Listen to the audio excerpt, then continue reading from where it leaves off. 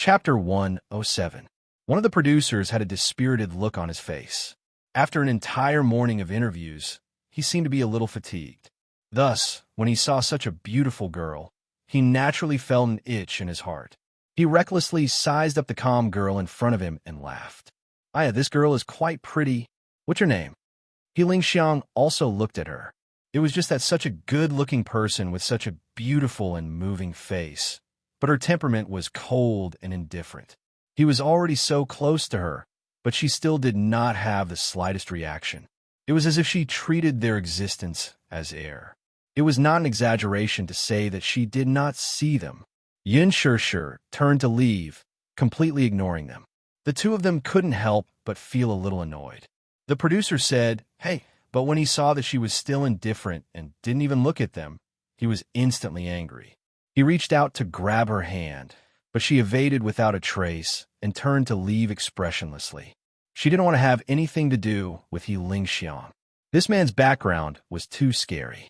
She didn't want to have anything to do with him. When He Lingxiang saw that, he exclaimed, "Whoa." He stared at her back view with round eyes and mocked coldly.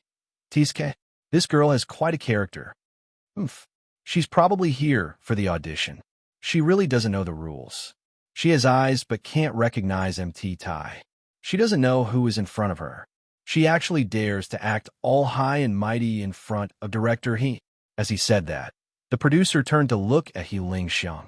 "Am I right, director He?"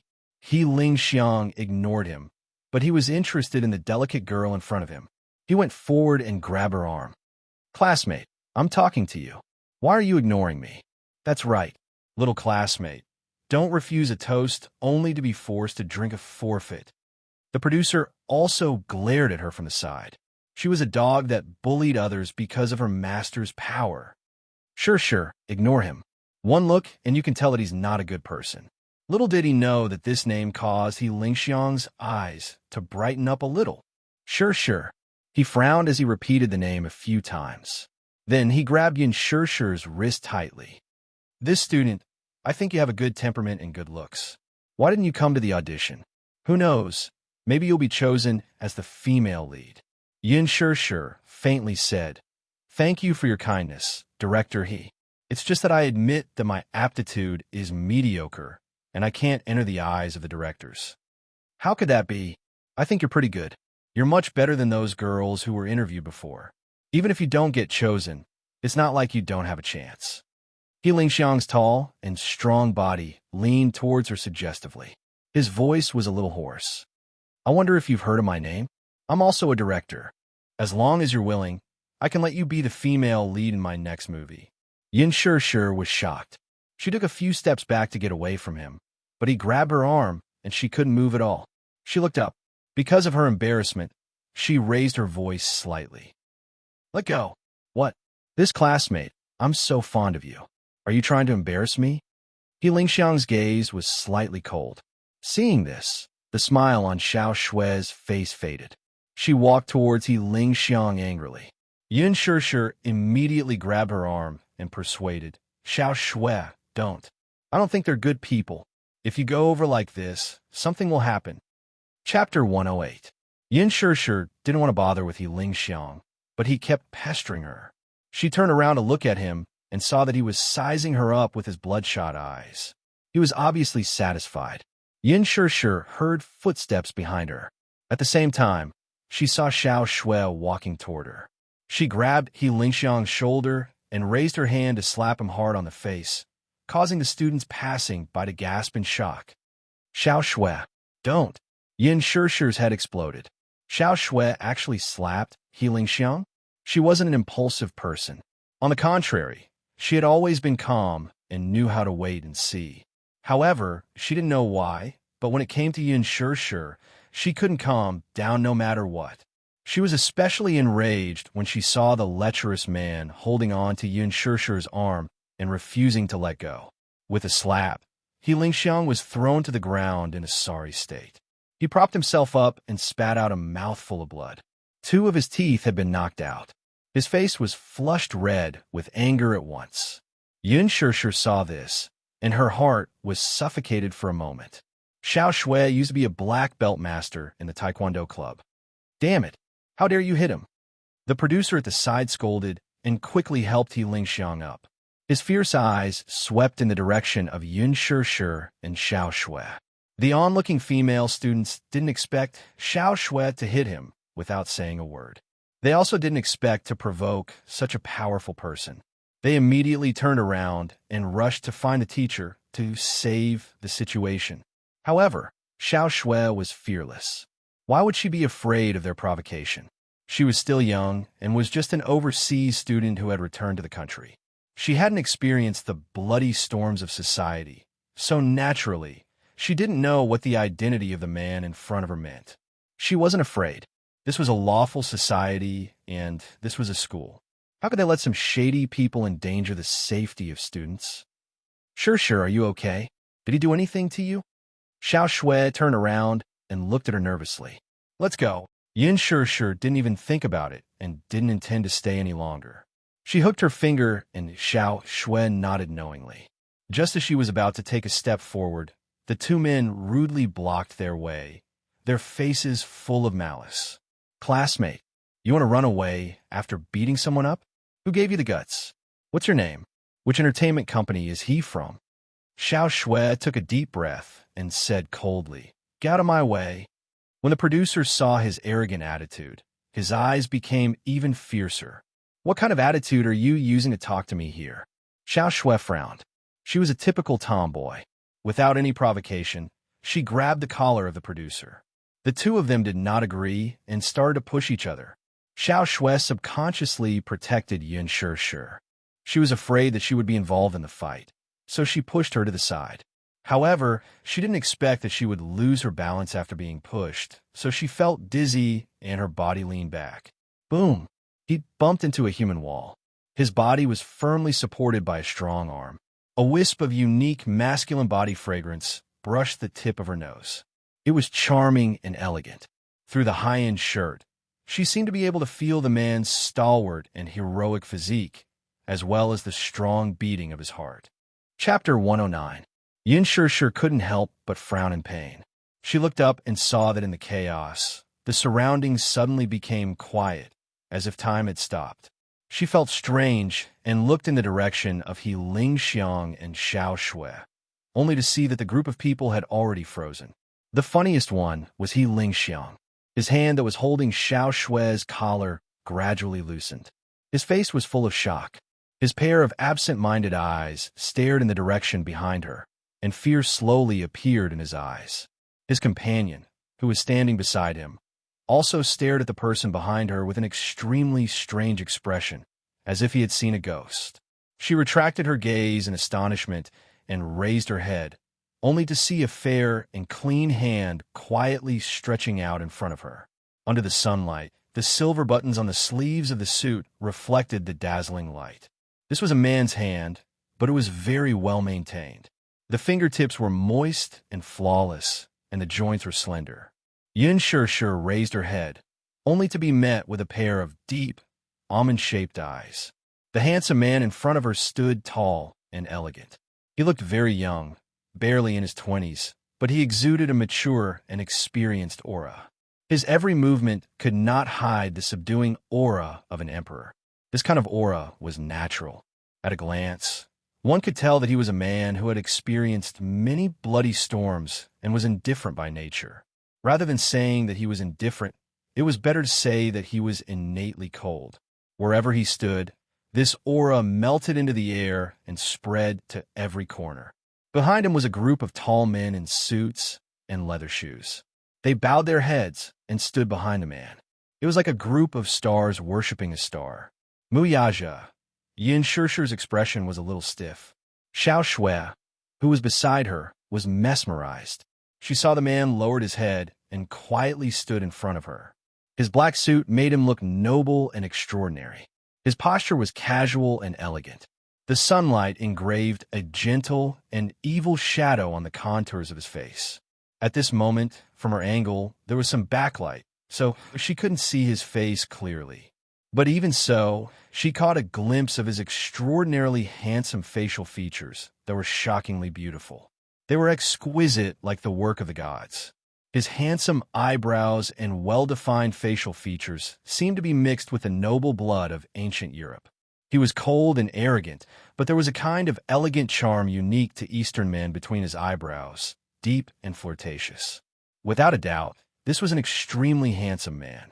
However, this handsomeness was absolutely not just on the surface. It was as if he was born with it in his bones. He was like an emperor of the ancient times, noble and arrogant. His standing still attracted the attention of the men in suits behind him.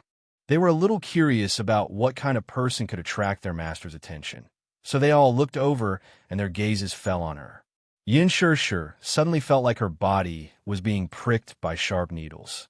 She supported herself on her knees and tried to stand up, but ignored the man's outstretched hand. Chapter 110.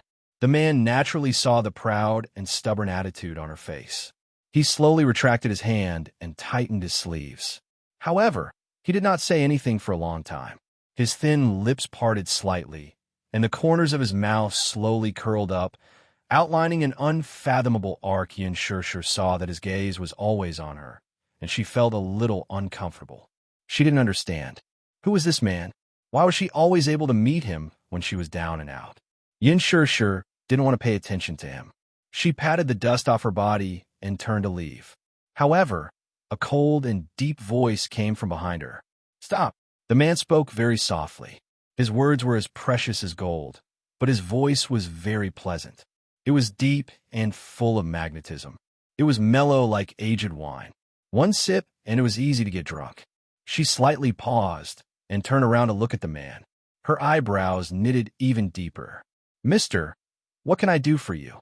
You're leaving just like that?" Muyaja found it funny. Other women couldn't wait to get close to him when they saw him, but she avoided him like he was the plague. Could it be that she was guilty? Muyaja's lips curved into a smile. This unfathomable smile made Yin Shirshir feel a little dazzled. She said indifferently, "I'm not familiar with you, right?" Her tone was a little impatient and even very distant. Hearing this, the attendants behind her were stunned. They had never seen anyone who dared to speak so rudely in front of the young master. It had to be known that with the young master's noble status and background, even the government officials had to be courteous. Therefore, when they saw her being so rude, their faces immediately showed disgust. However, the man wasn't angry at her cold expression. He took a few steps closer to her, and the smile on his lips deepened. He whispered in her ear, "Not familiar, but we've slept together." Yin Shirshir's face was tense for a moment. She smiled faintly, but her voice was cold. "Mr. Mu, so you're shameless?" Shameless? Is that shameless?" Muyaja smiled deeply. "Do you want to see something even more shameless?" She naturally didn't know the identity of the man in front of her, and Xiao Xuan naturally didn't care about the origin of the man, but it didn't mean that he Ling Xiang and the others didn't know. She was so close to him, so flirtatious, that everyone present was even more shocked. Especially He Lingxiang's group. They more or less understood the status of men.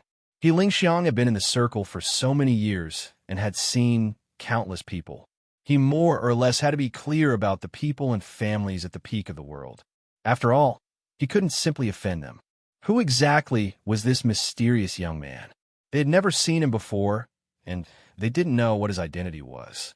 However, there were some familiar faces in the crowd behind the man. Although they were now bowing their heads and following behind the man submissively, any one of them was a big shot in the underworld who would cause people to change their faces. For example, the middle-aged man standing at the back of the group was one of the top bosses in the capital. He was in charge of the businesses of several groups and supported several groups of forces. He was the current master of the capital's underworld, and his words were absolute. Chapter 111. In this day and age, there weren't many people who did business with clean hands. The reason why they were able to rise miraculously in the business world in the past 2 years was that they had some kind of unclear relationship with the underworld. It was said that a few of them had made a fortune by smuggling, and now they were doing very well. Among them, there was no lack of high-ranking officials and leaders from other provinces and even the government. Most of them had great power in Jingdu, but they were rarely seen. All of them held great power, and were important. As for the few tall men standing in front of the crowd, after Ling Xiang recognized them, their faces couldn't help but turn pale. These people were from the Mu family. The Mu family was a famous and huge family. They were also the descendants of the largest family in the country and even in Asia. However, Ling Xiang did not know anything about his background. It wasn't that he didn't have enough information, but with his status, he didn't have the right to ask. This family could be said to be secretive in the underworld, never revealing their talents. He only heard that the Mu family had a big business and the forces under them were both from the underworld and the underworld. Years ago, the Mu family had established Dishing Financial Group through bleaching, and the industry chain under their name was entrenched in the global financial industry. The outside world called this low-key but prominent family business the Mu Empire. Whether it was in the country, Asia, North America, or some countries in Western Europe, the Mu family's power spanned across the board and was the revered leader. With the Mu family's century-old business and foundation, people who weren't in charge of the Mu family didn't know how vast the Mu family's business was. He only heard that a few years ago, a country had run into the Mu family's gun because of some political conflict. That year, Dishing Financial Group withdrew all its investments from the country's industries and canceled all long-term transactions. This caused the country's economy to rapidly regress to the pre-liberation era. The country had no choice but to tighten its belt and learn to be a better person. Each of these big shots could shake the earth and shake the mountains, but now they were all standing respectfully behind the man. Ling Xiang only felt fear toward the identity of the man in front of him. However, this Yin Shishir dared to give this man a hard time in front of so many people. Ling Xiang sneered in his heart. Wasn't this a slap to his face in front of so many people? She was afraid that her end would not be pretty. His heart was filled with pride. Sure enough, he saw a fierce-looking, cold-faced man in the crowd about to step forward and teach this girl who didn't know what was good for her. However, when he raised his head, he saw that his master had turned his face slightly. His expression was extremely cold, and that gaze contained a hidden warning. His heart trembled, and he immediately understood. He immediately retreated without batting an eyelid. They didn't understand the man's intentions. The young girl in front of him was neither a relative nor a friend, yet she kept giving him attitude. This was clearly a great disrespect to the boss. However, the boss did not seem to be angry at all. Could it be that their master's iron tree had blossomed? Boss, who had never been interested in women, was finally enlightened? One had to know that the boss was young and full of vigor. He was in the prime of his life, but he had always been cold and unfeeling. Chapter 112. There were rumors and slanders about him. Although he had a fiancée in name, they seemed to be in love with each other. Some people even speculated that there was something fishy about his sexual orientation. Otherwise, there was a problem in that area. However, these were all just people's guesses. There were also rumors that his fiancée was infertile. Mu Yichen's biological mother was someone else. Grandpa Mu had been anxious all these years. He was so anxious that his hair had turned white. Firstly, Grandpa Mu placed great importance on passing down the family line. There were 3 ways to be unfilial, and having no descendants was the worst. He was the only one left in the Mu family. It was time for him to start a family. However, Mu Yaja had not married yet. Mu Wanru's so-called fiancé had become a joke. Secondly, Grandpa Mu had heard a lot of rumors from the outside world, and he was annoyed by them. He had been busy looking for surrogate mothers for Mu Yichin all these years. From international socialites to the daughters of the upper class, he had paid attention to those who were well-matched in terms of social status. However, Grandpa Mu had seen many people, but he did not like many of them. He was even more strict than the emperors in ancient times. As they thought about this, they looked at each other and exchanged a few glances. They were well aware of each other's guesses. This time, it was Ling Xiang's turn to be dumbfounded. Who exactly was Yin Shishir? Yin Shishir could tell that this group of people was not simple. She recognized the mayor of Jing City standing in the crowd. She had seen him in a newspaper some time ago and had some impression of him. While she was trying to figure out the man's intention, a series of messy footsteps came from not far away. There were also a few men's disdainful curses and noises. It turned out that they were He Lingxiang's henchmen, the producer, who had called them over. They rushed over as soon as they received the call. They thought that someone was causing trouble. However, when He Lingxiang turned around and saw his henchmen, his face turned pale. He turned around and glared at the producer.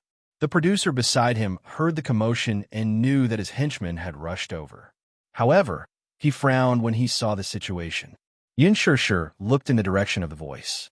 Judging from their rude and unreasonable gait, it was not hard to tell that they had some background and were clearly relying on He Lingxiang's influence. However, when she saw the lineup at the entrance, she could not help but be stunned. Ultimately, they were not as perceptive as He Lingxiang. With his qualifications, how could he come into contact with people of such status? Naturally, he did not recognize the big shots in this crowd. Director He, who are these people? Why are they crowding around the door? He Lingxiang turned around and waved at the men in suits. Hurry up and leave. Don't crowd around here. If you disturb the director's selection, you'll have to bear the consequences. As soon as he finished speaking, he saw that everyone's expressions were calm. Seeing that He Lingxiang was standing there in a daze, he couldn't help but go up and put his arm around his shoulder. The young man smiled and said, Director He, who are these people? Could it be that these brats have eyes, but failed to recognize Mount Tai and are looking for trouble with you? He pointed at Xiao Shui. He Lingxiang's face turned even paler. He then pointed at the indifferent man standing beside Yin Shishir. His attitude became even more arrogant. Or is it this brat? Chapter 113. He Lingxiang smiled bitterly and shook his head. His face was unsightly as he winked at him a few times. However, this person was not enlightened. He even mistakenly thought that He Lingxiang meant the trouble caused by the black suits, and his heart was filled with anger. Hey, I told you not to crowd around here. Didn't you hear me? After he finished speaking, he took the lead and rushed over. Just as he was about to put his hand on the man's shoulder, he saw that the handsome man did not avoid him. He stood there arrogantly and did not even look at him. At that moment, the assistant only saw a black shadow flash in front of him. Before he could understand what was going on, his wrist was firmly grabbed by the man who rushed out from the crowd. A heart-wrenching pain came from his wrist. With a twist and a turn, his entire body was thrown into the air. He was thrown a few meters away by a huge force and slammed heavily into the wall, causing it to crack. The assistant fell to the ground in a sorry state. He felt a surge in his chest and vomited a mouthful of blood. He immediately rolled his eyes and fainted. Yin Shishir was shocked. When Xiao Shui saw this, she could not help but be shocked. She took a step forward and wanted to bring Yin Shishir back to her side. However, at that moment, she saw a man who was not tall, but had a shocking aura slowly walk out from the crowd. The man stood still and scanned the surroundings with his eyes that were as sharp as a blade. His voice was thick and dignified. What kind of trash are you? Do you think you have the right to act rashly in my territory? When these words came out, He Lingxiang and the rest were so shocked that they immediately knelt on the ground. Their bodies were trembling and they did not dare to make sound. The one who spoke was Lin Xiaozheng, the leader of the Qingyang gang, one of the most powerful men in the capital. Speaking of Lin Xiaozheng, his position was not shallow. He could be considered the leader of the Qingyang gang in Beijing. Now, most of the organizations in Beijing were completely controlled by the Qingyang gang. Many management companies in the entertainment industry had some background in both the underworld and the underworld. The Qingyang gang supported several management companies. The headquarters of the Qingyang gang was located in the capital and had many branches. It had hundreds of thousands of members, which showed its influence. Lin Xiao was the head of such a gang, which meant that he was the highest leader of the gang. This area was nominally under his jurisdiction. Therefore, for someone to cause trouble in his territory, let alone in front of the big shot from the Mu family in the capital, this was an act of insubordination. He glanced at He Lingxiang, who was kneeling on the ground silently, and asked, "What's your name?" He Lingxiang was shocked. He was terrified of Lin Feng's threat. Suddenly, he thought of something. He raised his head and carefully said, "Boss Lin, in fact, I am. Your voice is too soft. I can't hear you, Lin Xiaozheng said impatiently. He Lingxiang closed his eyes and mustered his courage to raise his voice. My name is He Lingxiang. May I ask? This is... He smiled apologetically as he carefully looked at the tall man who was surrounded by the crowd. Respect immediately appeared on Lin Xiaozheng's face as he said to He Lingxiang, Is Dishing Financial Group's chairman Mu someone of your status can inquire about? He Lingxiang, who had always been arrogant, could not help but be shocked. He said incoherently, Forgive me for being presumptuous, but I didn't know how to appreciate favors. I actually didn't recognize that this is Dishing Financial Group's chairman Mu. Chapter 114. He was trembling with fear when he was suddenly interrupted by an abrupt voice. What's the matter? Why are there so many people at the entrance? Lin Fengtian had just walked out of the audition venue when he vaguely heard a strange commotion downstairs. He hurried over, only to see such a scene. While he was still in shock, he caught sight of the slender figure in the crowd and said with a curious expression, Chairman Mu, what brings you here today? Mu Yaja glanced at him coldly, but did not bother with him. In such a big company like Huan Yu, Lin Fengtian was, without a doubt, the most wily old fox. Unfortunately, this person was a little special and had some tricks up his sleeve. He was a rare talent, so Mu Yaja could not be bothered with him. Lin Fengtian chuckled. He turned his gaze and saw Yun Shi, who was tightly protected by Xiao Shui, and understood what had happened. Brother Mu. Suddenly, a shy and sweet figure barged in. Everyone turned around and saw a well-dressed girl in an aqua blue pleated dress running toward Mu Yaja happily. She pushed away Yun Shi, who was standing in front of Mu Yaja. Where did this woman come from to block Brother Mu?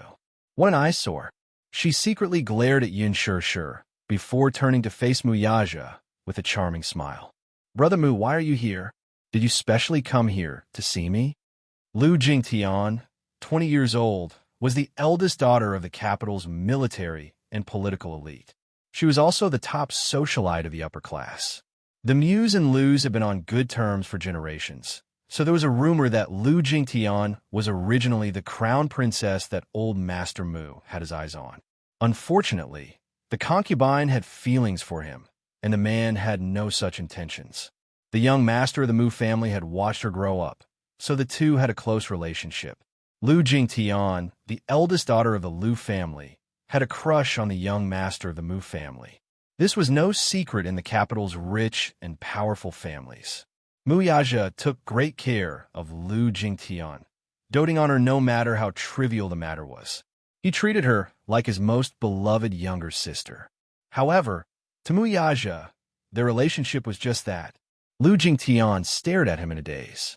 The name Mu Yaja had left a deep imprint in her heart. Just hearing it made her heart go numb. How much did she love this man whom she had admired since she was young? Even in her dreams, she hoped that he would take a second look at her. Alas, his eyes seemed to be looking in Yun Shi's direction, and she could not help but steal a few more glances at him. In her heart, she admitted that this girl was very beautiful. Huan Yu Corporation controlled almost half of the entertainment industry. Having followed Mu Yaja around, she could be said to have seen countless people and had seen many beautiful women. However, what she could not help but be jealous of was that this girl's looks were different from those who were vulgar. She was delicate, elegant, and natural, without a trace of impurity. It was as if all the beautiful words in the world could not be used to describe this girl's otherworldly beauty. She had overheard Lin Fengtian's words not far away, and she felt even more jealous. The reason why Lu Jingtian wanted to enter the entertainment industry was none other than to appear in Mu Yaja's sight more often. Lin Fengtian was the ace director she dreamed of befriending, but she seemed to have heard that this big shot was willing to lower himself and take the initiative to sign a contract with this girl. Chapter 115. At the thought of this, panic flashed across her heart. Seemingly wanting to establish her high and mighty status, she immediately turned to face Mu Yaja with a smile. Brother Mu, why are you ignoring me? Mu Yaja lowered his eyes slightly and finally saw her for the first time with his slightly cold eyes. Director Lin is here today, too. He's a judge. Why don't we have coffee together after this audition? Lu Jingtian naturally hooked her arm around his. Her coquettish tone sounded very intimate to outsiders. She deliberately raised her voice, for no other reason than to announce in front of everyone that she had a close relationship with the most respected young master of the Mu family, the most prestigious family in the capital. Earlier in the audition waiting room, there was actually a newcomer who did not know what was good for her. Now, she was silently announcing her illustrious status. In the crowd, Yun Na's eyes flashed with horror. This girl actually has connections with the rich and powerful of the upper-class society? Naturally, she did not know who Muyaja was, but she recognized the mayor of the capital. Now that she saw him standing respectfully behind that tall and handsome man, who was actually close to that girl, she could not help but wonder why he was so close to her. She could not help but shudder. Earlier in the waiting room, she seemed to have caused trouble for this girl. Could this Lu Jingtian be planning to take revenge on her? Muyaja naturally saw through her vanity, but he did not expose her. Your grandpa asked me to visit you. Hearing this, Yun Shishir's eyes darkened slightly. It turned out that this man was here to visit her. When Lu Jingtian heard this, her vanity was satisfied and she pretended to be angry. Humph. He must be here to let you talk about me again. Grandpa has always disapproved of me entering the entertainment industry, but I love acting. Brother Mu, this is my dream. Muyaja's lips curled into an elegant smile, but he did not say a word. Lu Jingtian continued, Brother Yaja, didn't you invest in this movie? Jingtian really wants to play the female lead. Muyaja took a step forward with Lu Jingtian following closely behind him. Behind them was a mighty entourage. The crowd gradually moved further and further away, just like an emperor in ancient times patrolling the land under his control, proud and noble. Let's go, sure, and the girl beside you, this girl will drive you, Lin Fengtian said. Everyone walked to the door. When Xiao Shui saw the shiny black Rolls-Royce Phantom, her soul almost left her body. Like a happy child, he circled the car a few times. Good heavens! Rich people! This car was an imported antique. Lin Fengtian, who was watching from the side, was stunned. This little girl? Brother Lin. Xiao Shui immediately pinched her orchid fingers and came up to him. Can I take a few selfies? She said as she pointed at the luxury car beside her. It's right beside this car. Sure, Lin Fengtian agreed. She immediately took out her phone and took a few selfies beside the car. She put on all kinds of coquettish expressions, but in the eyes of others, she was all kinds of flirtatious. All right, get in the car first. Lin Fengtian said to Yun, sure. Okay. Xiao Shui, on the other hand, was very excited.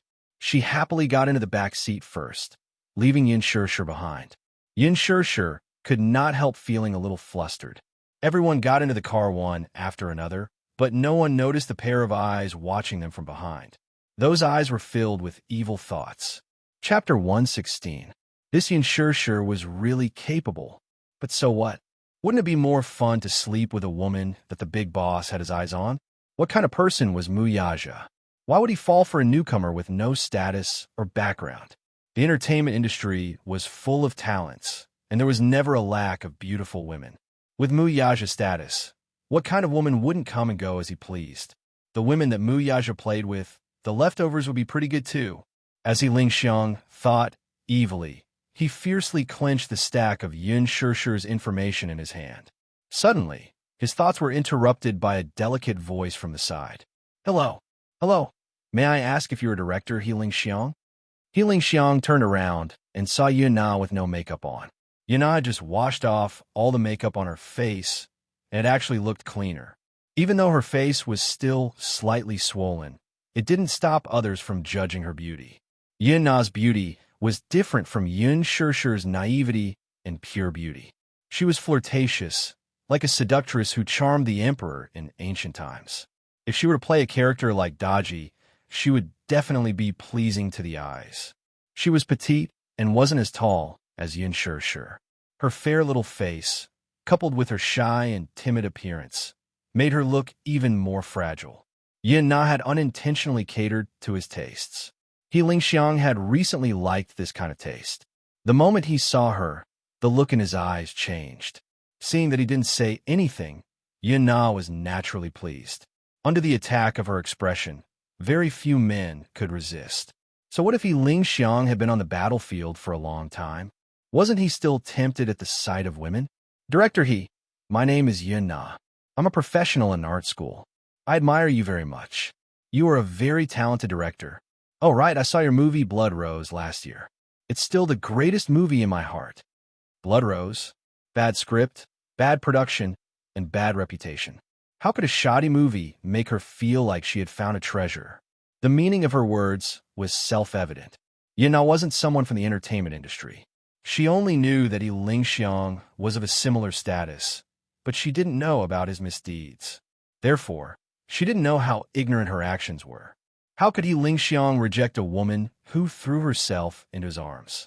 It just so happened that he had nowhere to vent his anger this afternoon. He intimately approached her, grabbed her wrist, and pulled her into his arms. Under the cover of the tree, his hand wantonly attacked the softness in front of her chest. He lowered his head and bit her ear. Yin Na pretended to be flustered like a startled bunny, and her hands powerlessly pushed against his chest while the surprise in her eyes couldn't be concealed. Director, there was a faint fragrance on her body, which made He Lingxiang's blood rush to his head, and he was a little dazed. From the looks of it, this girl was still a virgin? He Lingxiang was not a man who would reject anyone, but he was very satisfied with Yin Na. Didn't you say that you admire me the most? He Lingxiang was very satisfied with her performance, as he said the most vulgar words. You sent yourself to my doorstep and said these words. If others heard this, I'm afraid they would think that I have an ulterior motive. Yin Na kept the meaning of his words a secret. At this moment, the two of them were close together, and the changes in their bodies made each of them understand what the other wanted. She was a little afraid. The entertainment industry was like a tiger's den, so how could she not be afraid?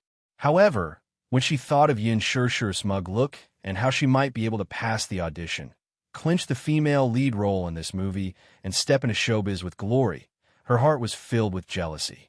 Jealousy was like an evil demonic branch, entrenching her heart, causing her to begin to use every means possible to achieve it.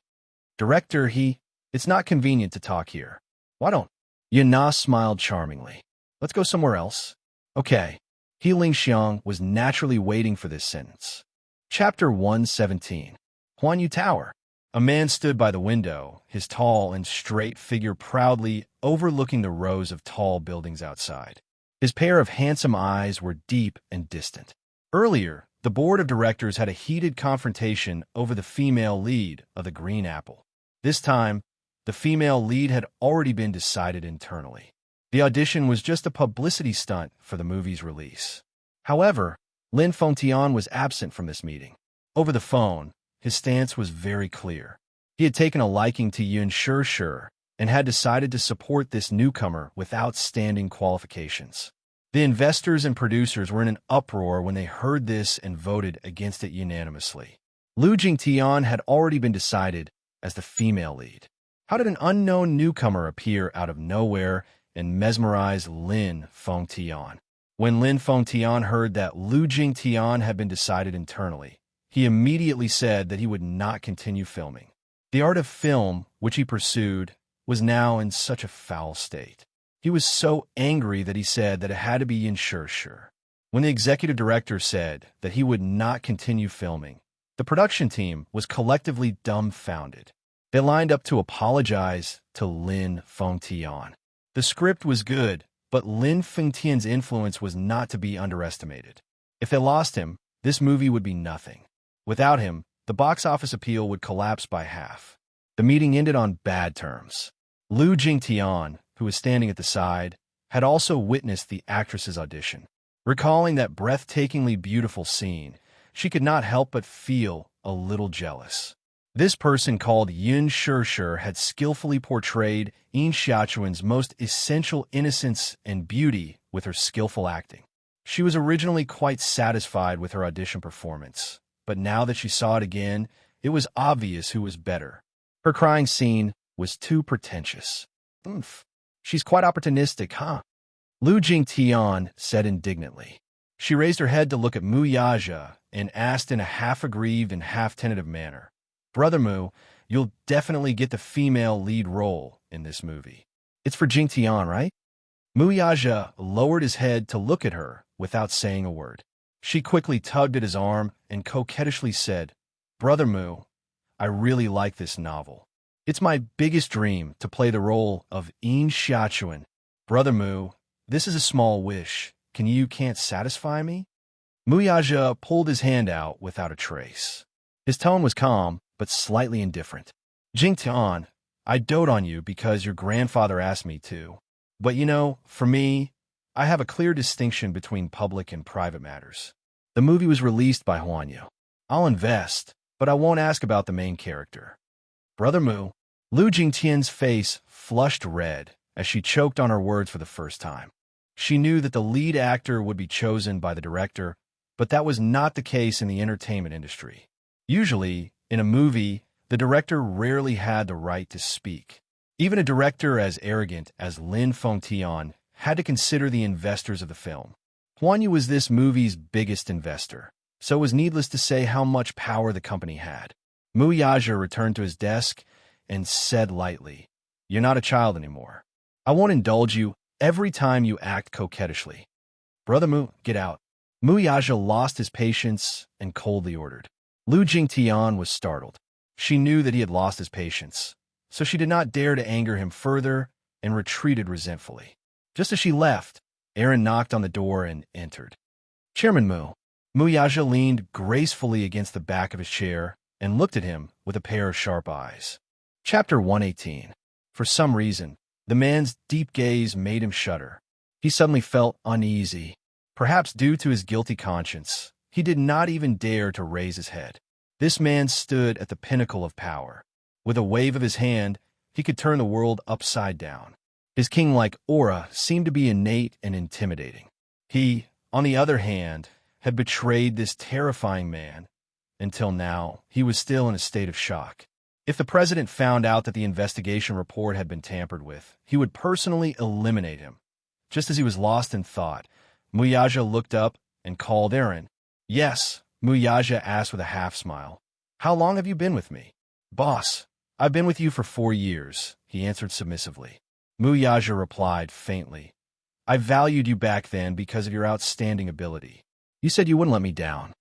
"Yes, I was groomed by you, boss, and I'll be loyal to you for the rest of my life." Mu Yaja nodded and raised his hand with an unfathomable expression. There was a group photo between his fingers.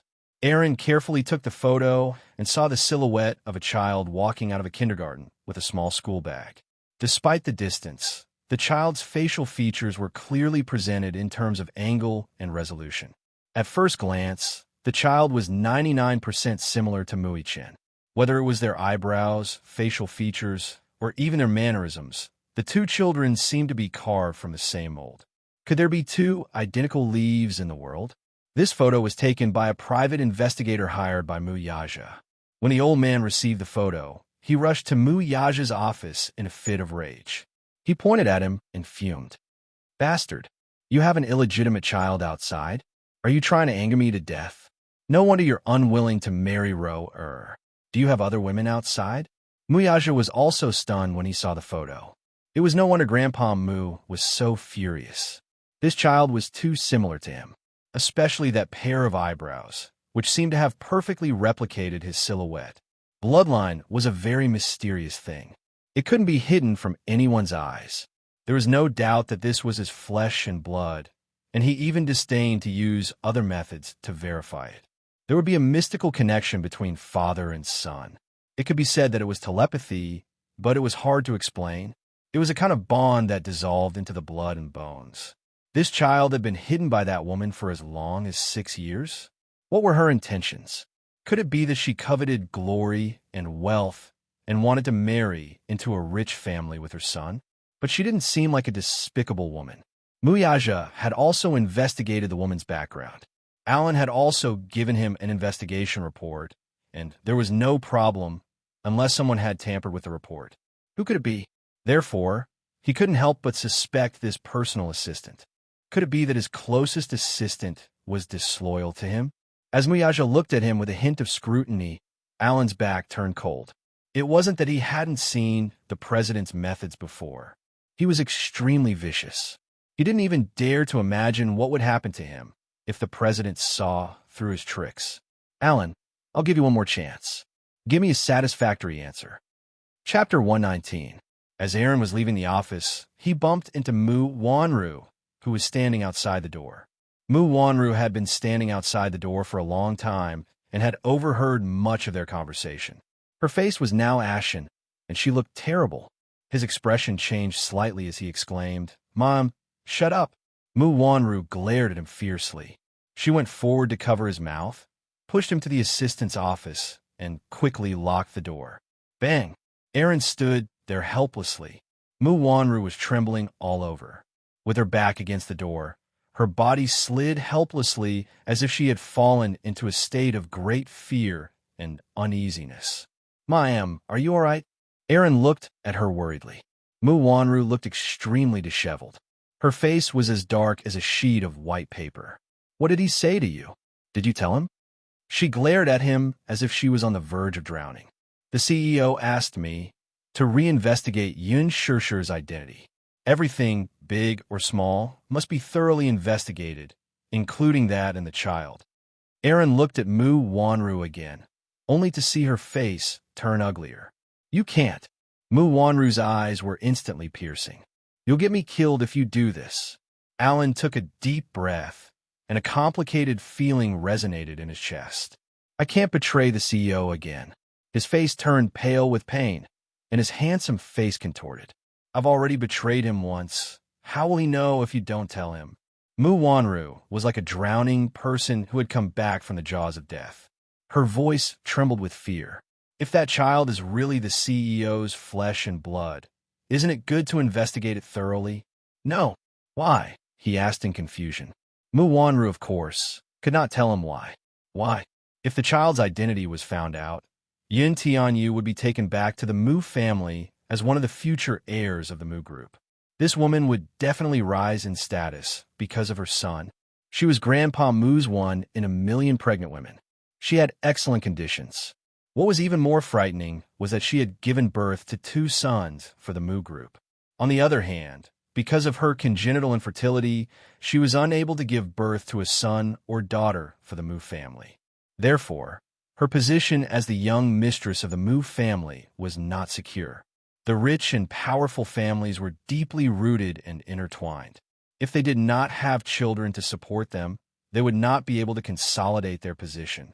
The only reason why she could do whatever she wanted in the Mu family was because of Grandpa Mu's love for her.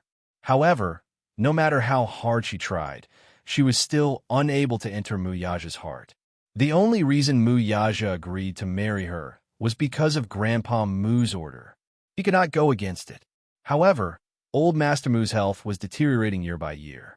Now, in order to enjoy the rest of his life, Muyaja was slowly taking control of Dishing Financial Group. What if he was no longer around? Would she still have a place in the Mu family? Would she be chased out of the family just like that? By then, it was not impossible for Yun Shirshir to rise to the top by relying on her son. The scariest thing was, if Grandpa Mu were to find out about Yun Tianyu's identity, he would definitely make him acknowledge his ancestors. Given his means, he would definitely investigate Yun Shirshir's background thoroughly. If the incident from more than a decade ago was involved, what would happen when Grandpa Mu learned that she had snatched Yun Shirshir's jade and had been impersonating her for more than a decade? Thinking of this, Mu Wanru shuddered. "Don't investigate. If you do this, you'll destroy me." Mu Wanru covered her face haggard and sobbed helplessly. She was weeping like a pear blossom in the rain, but in her heart, she was viciously cursing. Chapter 120. The asterisk minute. She was too slow. This Yun Shirshir, B asterisk TCH. B asterisk TCH. Why did it have to be her? Why did it have to be her? Was she going to watch as the wealth and glory that was within her reach was snatched away by her? Looking at her pitiful appearance, Alan's heart ached as if it had been crushed. As a man, no one could reject a weak and helpless woman. "Aaron, help me," Mu Wanru begged him. She leaned on his chest weakly and helplessly. Her hot tears dampened his shirt. I can't let that child return to the Mu family. Alan, I know you like me. This is the last time. Help me, okay? Mu Wanru's tears flowed down her cheeks. Alan's heart skipped a beat, and he looked at her in disbelief. She knew they had been classmates in university for 4 years. Her gentleness, beauty, pride, and confidence had always been the most beautiful thing that he yearned for. He loved this girl from the bottom of his heart, but he had never shown it. Because from the beginning, he knew that she was a dream that he would never be able to reach in his life. He was so humble that he could not even confess his feelings to her. He could only look at her silently from afar. After graduating from university, he entered Dishing Financial Group and became Mu Yaja's personal assistant. It was only then that he realized that the man in her heart was as perfect as a god. Wanru, just this once. This is the last time. If you promise to help me, I'll do whatever you want me to do in the future. Mu Wanru begged again. Alan's brows furrowed. Clearly, he was still struggling. Mu Wanru gritted her teeth. She placed her hands on his shoulders, stood on her tiptoes, and kissed him on the lips. Alan was shocked. His body was as stiff as a rock. Mu Wanru pressed her lips against his and said softly, Is this enough? Wanru, don't talk. Hug me. Mu Wanru kissed him on the lips again. Her seductive body was pressed against him, and her seaweed-like hair was tangled together. Mu Wanru's exquisite figure stretched out seductively. She was very coquettish. She usually took great care of her skin. Her exceptional beauty and sexy figure were enough to make any man's heart beat faster. Alan could no longer hold it in. He fell into the fatal trap of gentleness. He lost himself to it. He closed his eyes and followed the most honest thought in his heart. His hands hugged her shoulders, and he traced her charming back. In the office, an incestuous scene. However, neither of them noticed that in a hidden corner of the ceiling, there was a mini pinhole camera hidden in the ceiling. Asterisk in the evening, Guxing's sent Yin Shishir home. Yin Shishir did not have a decent gown for tomorrow night's cocktail party. Therefore, Guxing's gave her a gown. She was embarrassed to accept it, but Guxing's felt that she was too polite and smiled. Silly girl, tomorrow night's cocktail party will be a special event. Many gold medal producers and directors from the film festival will be there. Don't tell me you want to wear this school uniform and parade around as my female companion. Yin Shishir did not know whether to laugh or cry at his words. All right, don't be so polite with me. If you can sign the contract successfully, remember to treat me to a meal. Guxing's made a condition. Yin Shishir agreed readily. Well, 6 yuan worth of spicy hot pot. It was not that she could not afford it. Chapter 121. By the time Yin Shishir returned to the Yun residence to fetch Yu, it was already 8 p.m. She had already informed Yun Yeqing in advance, but the atmosphere in the living room was still tense. When Li Qin saw Yin Shishir return, she hurriedly went up to her. Have you seen your younger sister? She's still not back yet. I'm so worried. Why would I see her? Yin Shishir pretended to be confused. In fact, she had seen Yana today. However, this had nothing to do with her. She could not be bothered to report it to Li Qin. When Yun Yeqing saw her return, he hurriedly went up to her and asked about her well-being, which caused Li Qin to glare at him. Looking at Yin Shishir and thinking about her daughter who had yet to return home, she immediately exploded. Yin Yeqing, you're really a good father.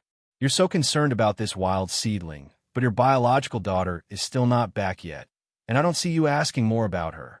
Yin Yeqing's face turned ashen when he heard this. Who are you calling a wild seedling? Also, I'm worried that Nana isn't back yet. What are you talking about? The two of them started quarreling. Yin Shishir did not want to be involved in such a quarrel and walked toward her room calmly. However, she was stopped by Li Qin behind her. Stop right there. Yin Shishir turned her head in a lukewarm manner. What's the matter? Li Qin noticed the exquisite packaging in her hand. Armani. How could she, who shopped in shopping malls all year round, not know about this international luxury brand? Her eyes almost popped out of their sockets. How did she have such an expensive item? Where did you get this dress? It's none of your business. With that, Yin Shishir walked into her room without looking back. Li Qin was so angry that she almost had a stroke. This wild lass was looking down on her more and more. Oomph, what Armani? To me, it's just a cheap knockoff. That night, it suddenly rained. Yin Shishir decided to sleep over at the Yun residence and went to bed early with Yu Yu. At midnight, there was a sudden rainstorm outside the window. Lightning flashed and thunder rumbled. Yin Yeqing and Li Qin were worried when Yin Na did not return for a long time, so they decided to report the matter to the police. The two of them hurriedly prepared to rush over, but they heard a strange noise outside the door. They hurriedly rushed over, only to see Yun Na leaning against the door weakly. They did not know how long she had been standing outside the door. Her hair was drenched, her clothes were slightly messy, and her face was strangely flushed. "Mom," she cried out in a low voice, her voice trembling as if she had suffered a great grievance. Then, a line of tears flowed down her cheeks. Li Qin felt as if a knife was being twisted in her heart. "What's wrong? Nana, come in first." Yin Na was helped into the living room and leaned weakly against the back of the chair. Tears rolled down her cheeks like pearls from a broken necklace. Li Qin looked at her anxiously, her heart aching. "Nana, what's wrong? Tell me, who bullied you?" Yin Na continued to weep, but didn't say anything. Right now, her intestines were probably green with regret. This He Lingxiang looked dignified on the surface, but he was actually a beast in human clothing, and a beast among beasts. This afternoon, He Lingxiang brought her to a private clubhouse. She thought that she had hooked up with a big tree and was feeling complacent. If she could gain his favor, she might be able to step into the entertainment industry with glory and no longer have to look at Yin Shishir's eyes. Chapter 122. If she could rely on such a backer, her acting career could be said to be unstoppable. Yin Na naively thought that He Lingxiang was bringing her to meet some producer. After all, he had a lot of connections. Little did she know that she had entered a wolf's den of debauchery. She did not want to recall what had happened tonight. She only remembered that before He Lingxiang sent her home, he gave her an invitation and whispered in her ear, "I heard that Gu Xinghe has invited your sister to attend Huan Yu's annual gala tomorrow night. You should attend this gala, too." As he said that, a smile with ulterior motives appeared on his face. "Tomorrow night, you and your sister will serve me well. Don't worry, I'll give you benefits." Just imagining the scene of sex was enough to make He Lingxiang impatient. The feeling of having two beautiful sisters together was self-evident. Yin Na suppressed her disgust and grievance and forced a smile. She did not want to be with Yin Shishir. What if it backfired and He Lingxiang did not support her and Yin Shishir instead? She was like a slave today, serving the bosses one by one with a smile. She had suffered great humiliation and did not want to suffer a double loss in the end. She whined, "You're so annoying. Director, isn't it enough for me alone? Don't worry. Little sweetheart, you're so hot. Of course, I'll dote on you the most. Don't worry. I won't fall in love with someone else." Yin Na only felt more at ease after He Lingxiang's promise. Li Qin naturally did not know what had happened to her. Seeing her in a daze, she blurted out, "Daughter, have you gone for the audition?" Yin Yeqing raised his head in shock when he heard that. "Did you say that she went for an audition again?" She knew that she had let it slip and bit her lower lip resentfully. Yin Yeqing was furious and expected better from his daughter.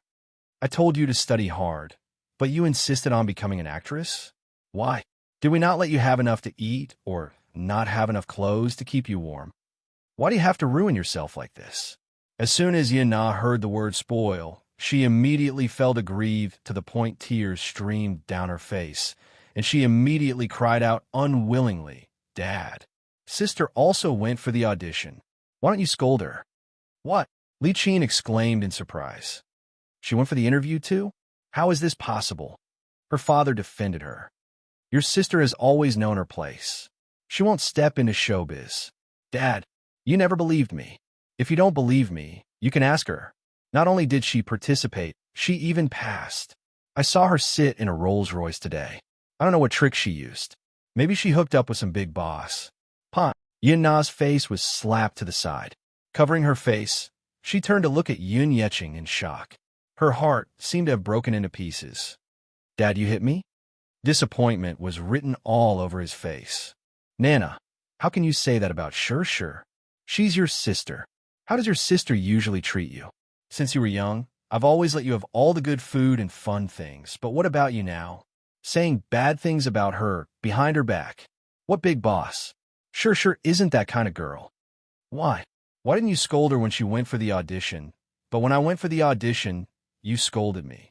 Am I your biological daughter?" Yin-Na screamed at her father, breaking down. Chapter 123. One day, the sun shone brightly in the morning. Yu woke up early and kicked Yun Sure out of bed. "Mommy, wake up." Yu shook her awake.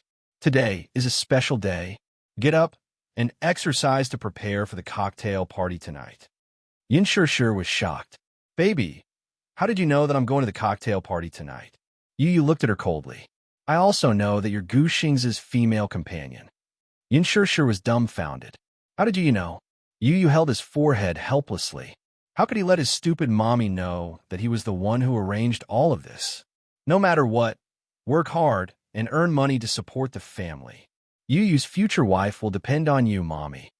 He knew how boring work in the entertainment industry was. On the surface, the stars were shining brightly, but very few people knew how hard it was behind the scenes. Therefore, he had to urge his precious mommy to exercise and improve her physical strength. "Sob, no, Yu, don't get married. Just take care of mommy for the rest of my life." Yun Sure hugged Yu tightly. The mother and son changed into casual clothes and ran a few kilometers in the morning. Huanyu Corporation's annual cocktail party was at 7 o'clock in the evening. After yesterday's embarrassment, Yin-Na felt uncomfortable all over. When she woke up, there was no one in the house.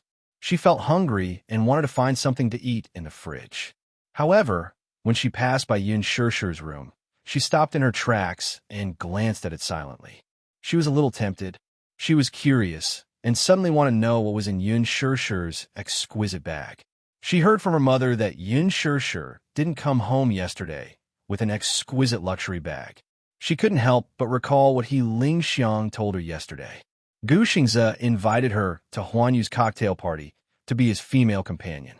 Yin-Na was extremely jealous when she heard that. Gu Xingze was a godlike figure in her heart. How could a bastard like Yun Sure be worthy of being Gu Xingze's female companion? The more she thought about it, the more jealous she became. She did not know what kind of vixen this Yun Sure was. What right did she have to gain the favor of so many producers and directors?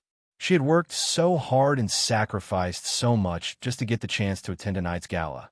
Yet she had done nothing and was just trying to curry favor with the rich and powerful. At most, she was just a plaything for the rich and powerful for a while. Once they got tired of her, they would throw her away. Get rich. What wishful thinking. Yin-Na walked to the door and tried to open it. The door wasn't locked. This idiot was still so unguarded. She thought proudly and walked in confidently. Yun Sure's room was very clean. The bedsheets were neat, the quilt was folded neatly, and the desk was neatly tidied. With a light sniff, the room was still filled with an elegant fragrance. Chapter 124. Yin-Na sat in front of the desk and rummaged through the drawers. They were all textbooks, notes, pens, erasers, and a framed photo of her with her father. She flipped through them again. They were all extracurricular exercise books and exercise books. Just looking at them gave her a headache. She muttered softly, "Bookworm." After rummaging through them for a long time, she did not see anything good. Turning around, Yin-Na wandered to her shabby wardrobe again. She opened the wardrobe and saw old clothes that had been washed white, until she saw the exquisite handbag. Armani. It was actually Armani. She flipped it out and saw that it was an exquisite and luxurious gown. Oh my God, this was Armani's latest product released this spring. Yin-Na often shopped in shopping malls, so she knew some of the expensive brands. She liked to dress up, but those clothes were too expensive. Her mother did not allow her to buy them because she felt that it was too extravagant. However, looking at Yun Sure's gown, who gave it to her? Yin-Na had seen this gown at a fashion show on TV before. She liked it very much. However, the price tag of 100,000 yuan shocked her. She did not expect Yun Sure to have this gown.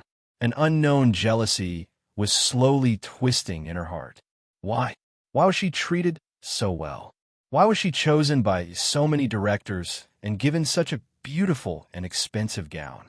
She was clearly such a lowly B** starred, but she was treated so well by her father when she came back. One had to know that ever since she was young, her father had never doted on her like he did on Yun Shir. This B** starred had snatched away the love that originally belonged to her. As Yuna thought of this, she suddenly felt indignant. She took out the gown and changed in front of the mirror. Looking at the beautiful gown in the mirror, Yuna curled her lips in satisfaction. She twirled a few times happily, and her heart was overjoyed. Yun Shir did not deserve such a good gown at all. Only she deserved to have it. Yun Shir was a lowly Cinderella, and she was the princess. She was worried that she did not have a decent gown for tonight's cocktail party. Yuna folded the clothes neatly. Out of the corner of her eye, she caught sight of an exquisite little box. A brocade box that seemed to be jewelry was quietly placed in the corner of the wardrobe.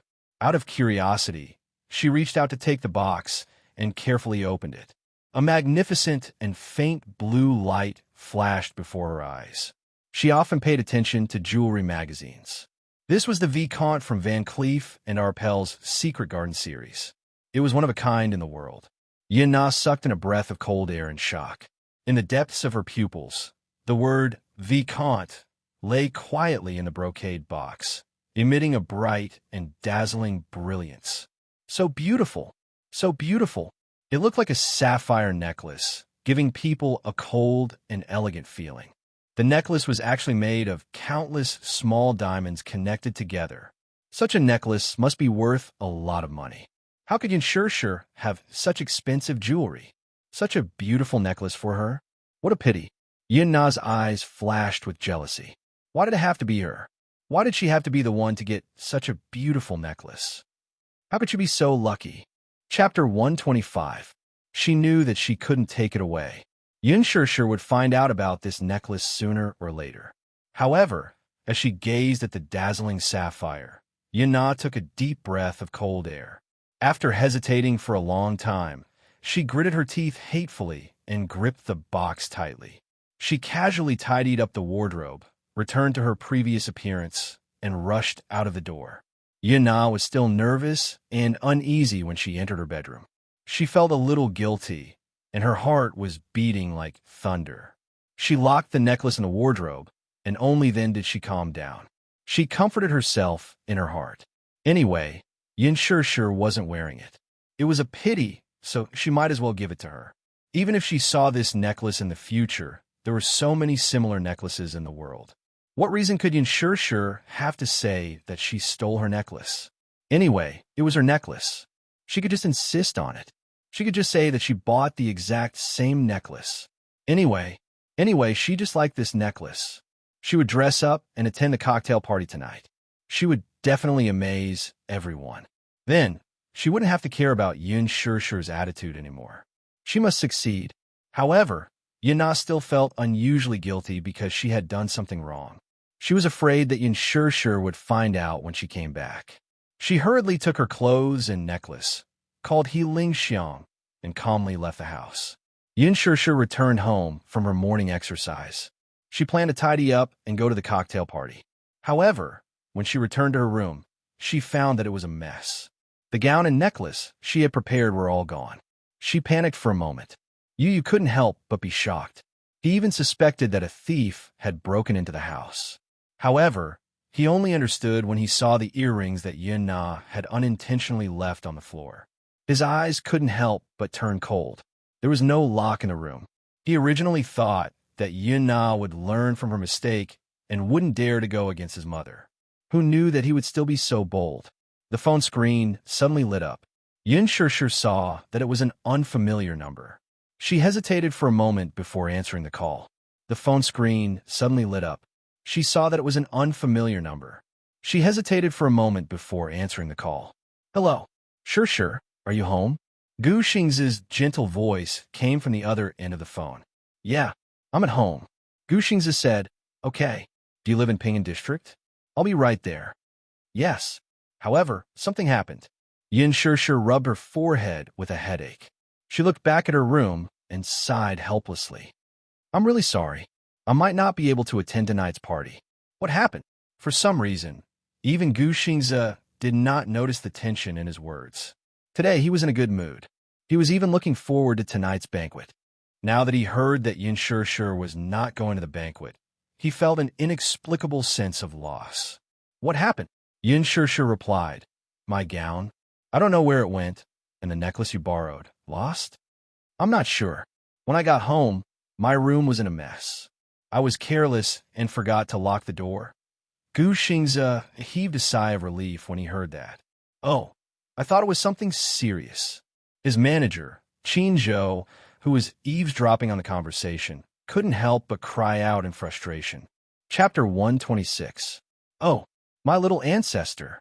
That secret garden necklace is the treasure of Empress. Great-grandmother. How could you lose it? This necklace had a long history. He had mustered up his courage to borrow it from the director behind the CEO's back. If the boss were to find out, he would be in deep trouble. Forget it. Let her come over first. It's still early. It's not too late to pick out another gown from Empress. Qin Zhou made a decision at the side. Gu Xingze's car was parked at the entrance of Ping and District. The extended, luxurious Bentley attracted the attention of the neighbors in the neighborhood. In a slum like this, these commoners had never seen such a luxurious car before. For a moment, they crowded around the car and pointed at it with envy in their eyes. Yin Shirshir hurriedly got into the car and drove off. The neighbors couldn't help but start whispering to each other as they looked at the back of the car. Isn't that the child from the Yin family? Oh, she's called Yin Shirshir. I heard that. She's Yun Yeching's illegitimate daughter. Illegitimate daughter? Why did I hear that she's the child of Yun Yeching and his ex-wife? Who knows if she's Yun Yeching's biological daughter? How does she resemble Yun Yeching? Sigh, that old Yun has been cuckolded for who knows how many years. He's even raising a bastard child for someone else. The Bentley sped all the way to the busiest shopping mall in the capital.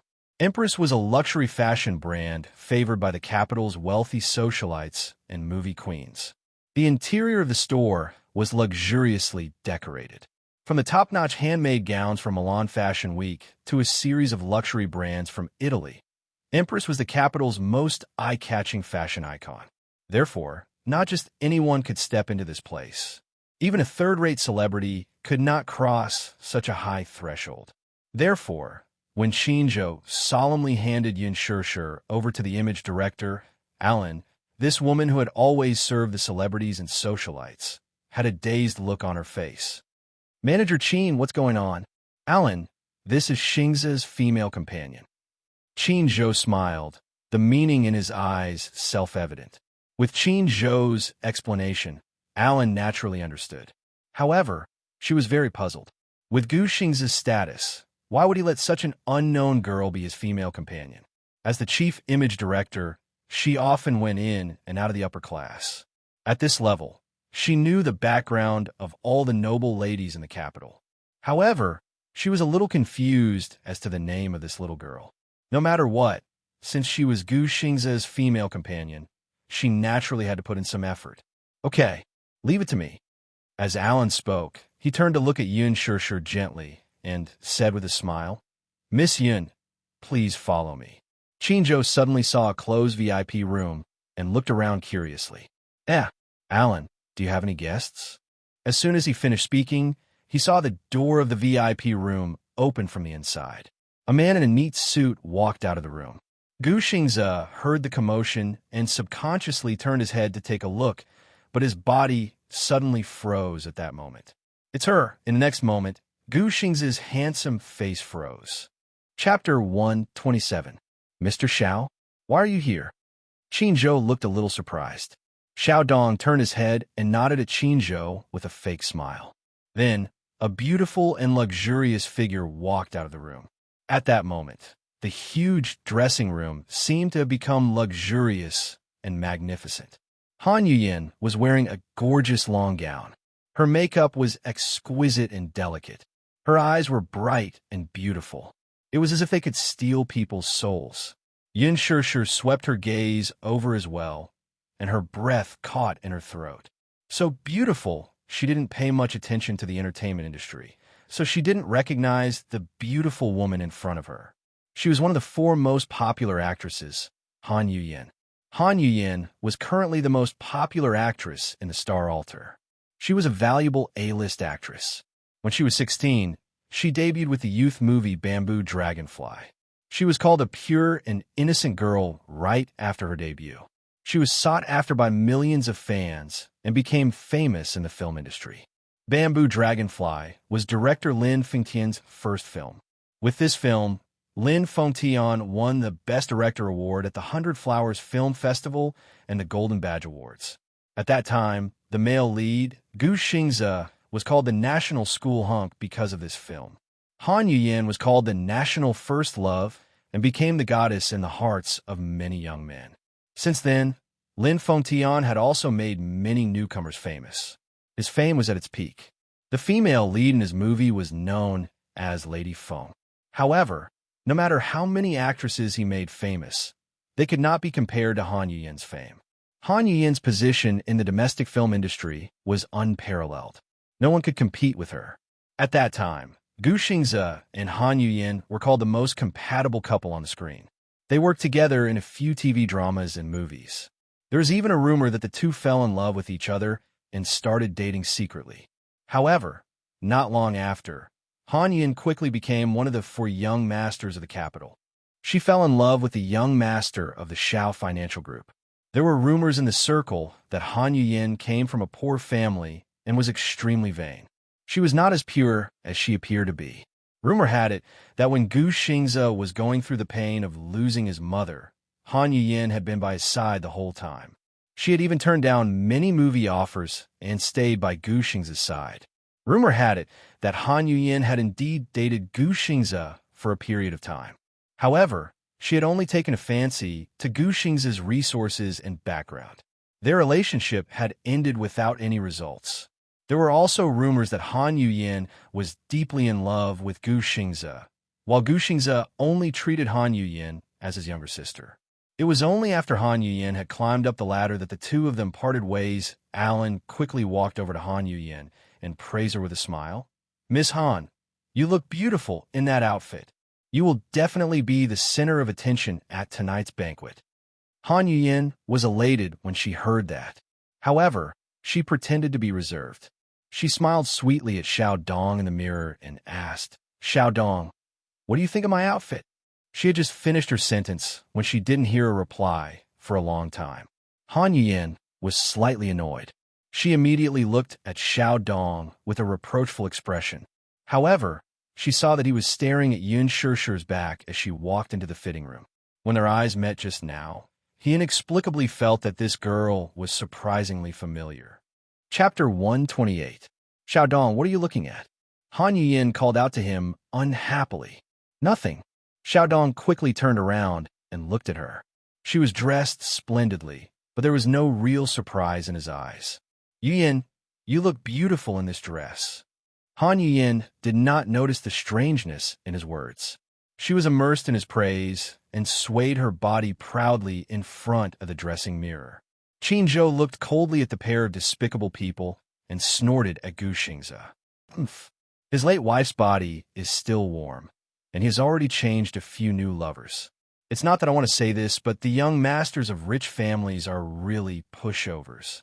I'm afraid Meng Xiaolan won't be able to rest in peace." Xiao Dong was originally married, and Han Yuyin was the third party. Their extramarital relationship had been very low-key.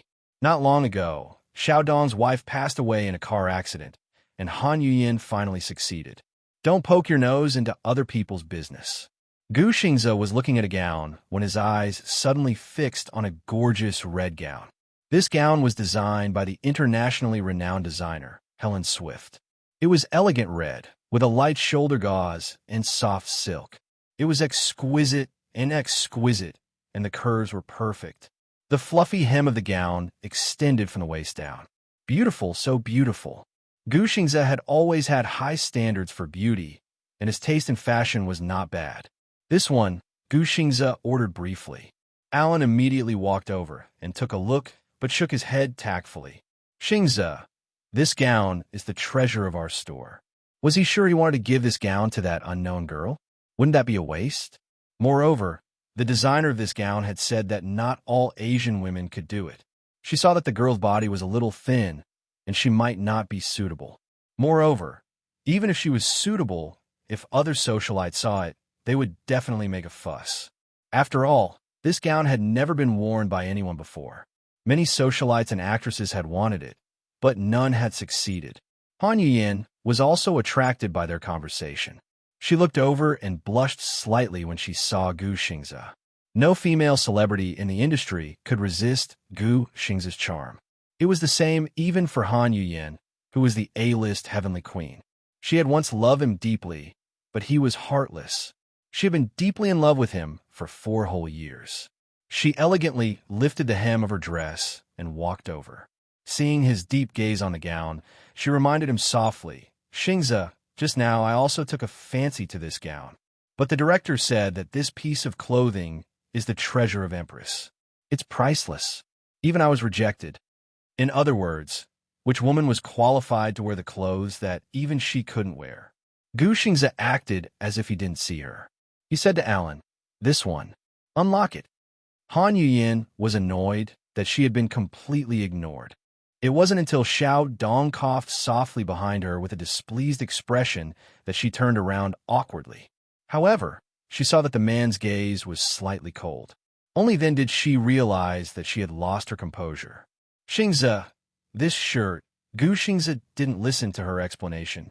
When a piece of clothing is designed, it has to be complemented by a beautiful person. Alan, don't you believe in my taste? Alan naturally couldn't refuse. He quickly asked his assistant to unlock the display window and ordered someone to take out the gown and send it to Yun Shishir's fitting room. Chapter 129. Qin Zhou's heart was filled with anticipation. He had also taken a liking to the dress and wondered how stunning Yun Shishir would be in it. Yun Shishir quickly changed into the dress, and Alan brought her into the dressing room. Xiao Dong initially wanted to leave, but Han Yuyin insisted. She wanted to see how capable this young lady was to be able to bring out the aura of the dress. Makeup, styling, accessories, high heels. It was not easy for a woman to dress up. Xiao Dong and Han Yuyin were already impatient, but Gu Xingze was patiently reading a fashion magazine on the sofa. The door to the dressing room suddenly opened, and Yun Shishir gracefully strode out with her gown in hand, attracting everyone's attention. Amidst Qin Zhou's amazement, Gu Xingze put down the magazine in his hand and saw Alan carefully pushing Yun Shishir in front of him with a face full of admiration. Xingze, look, are you satisfied?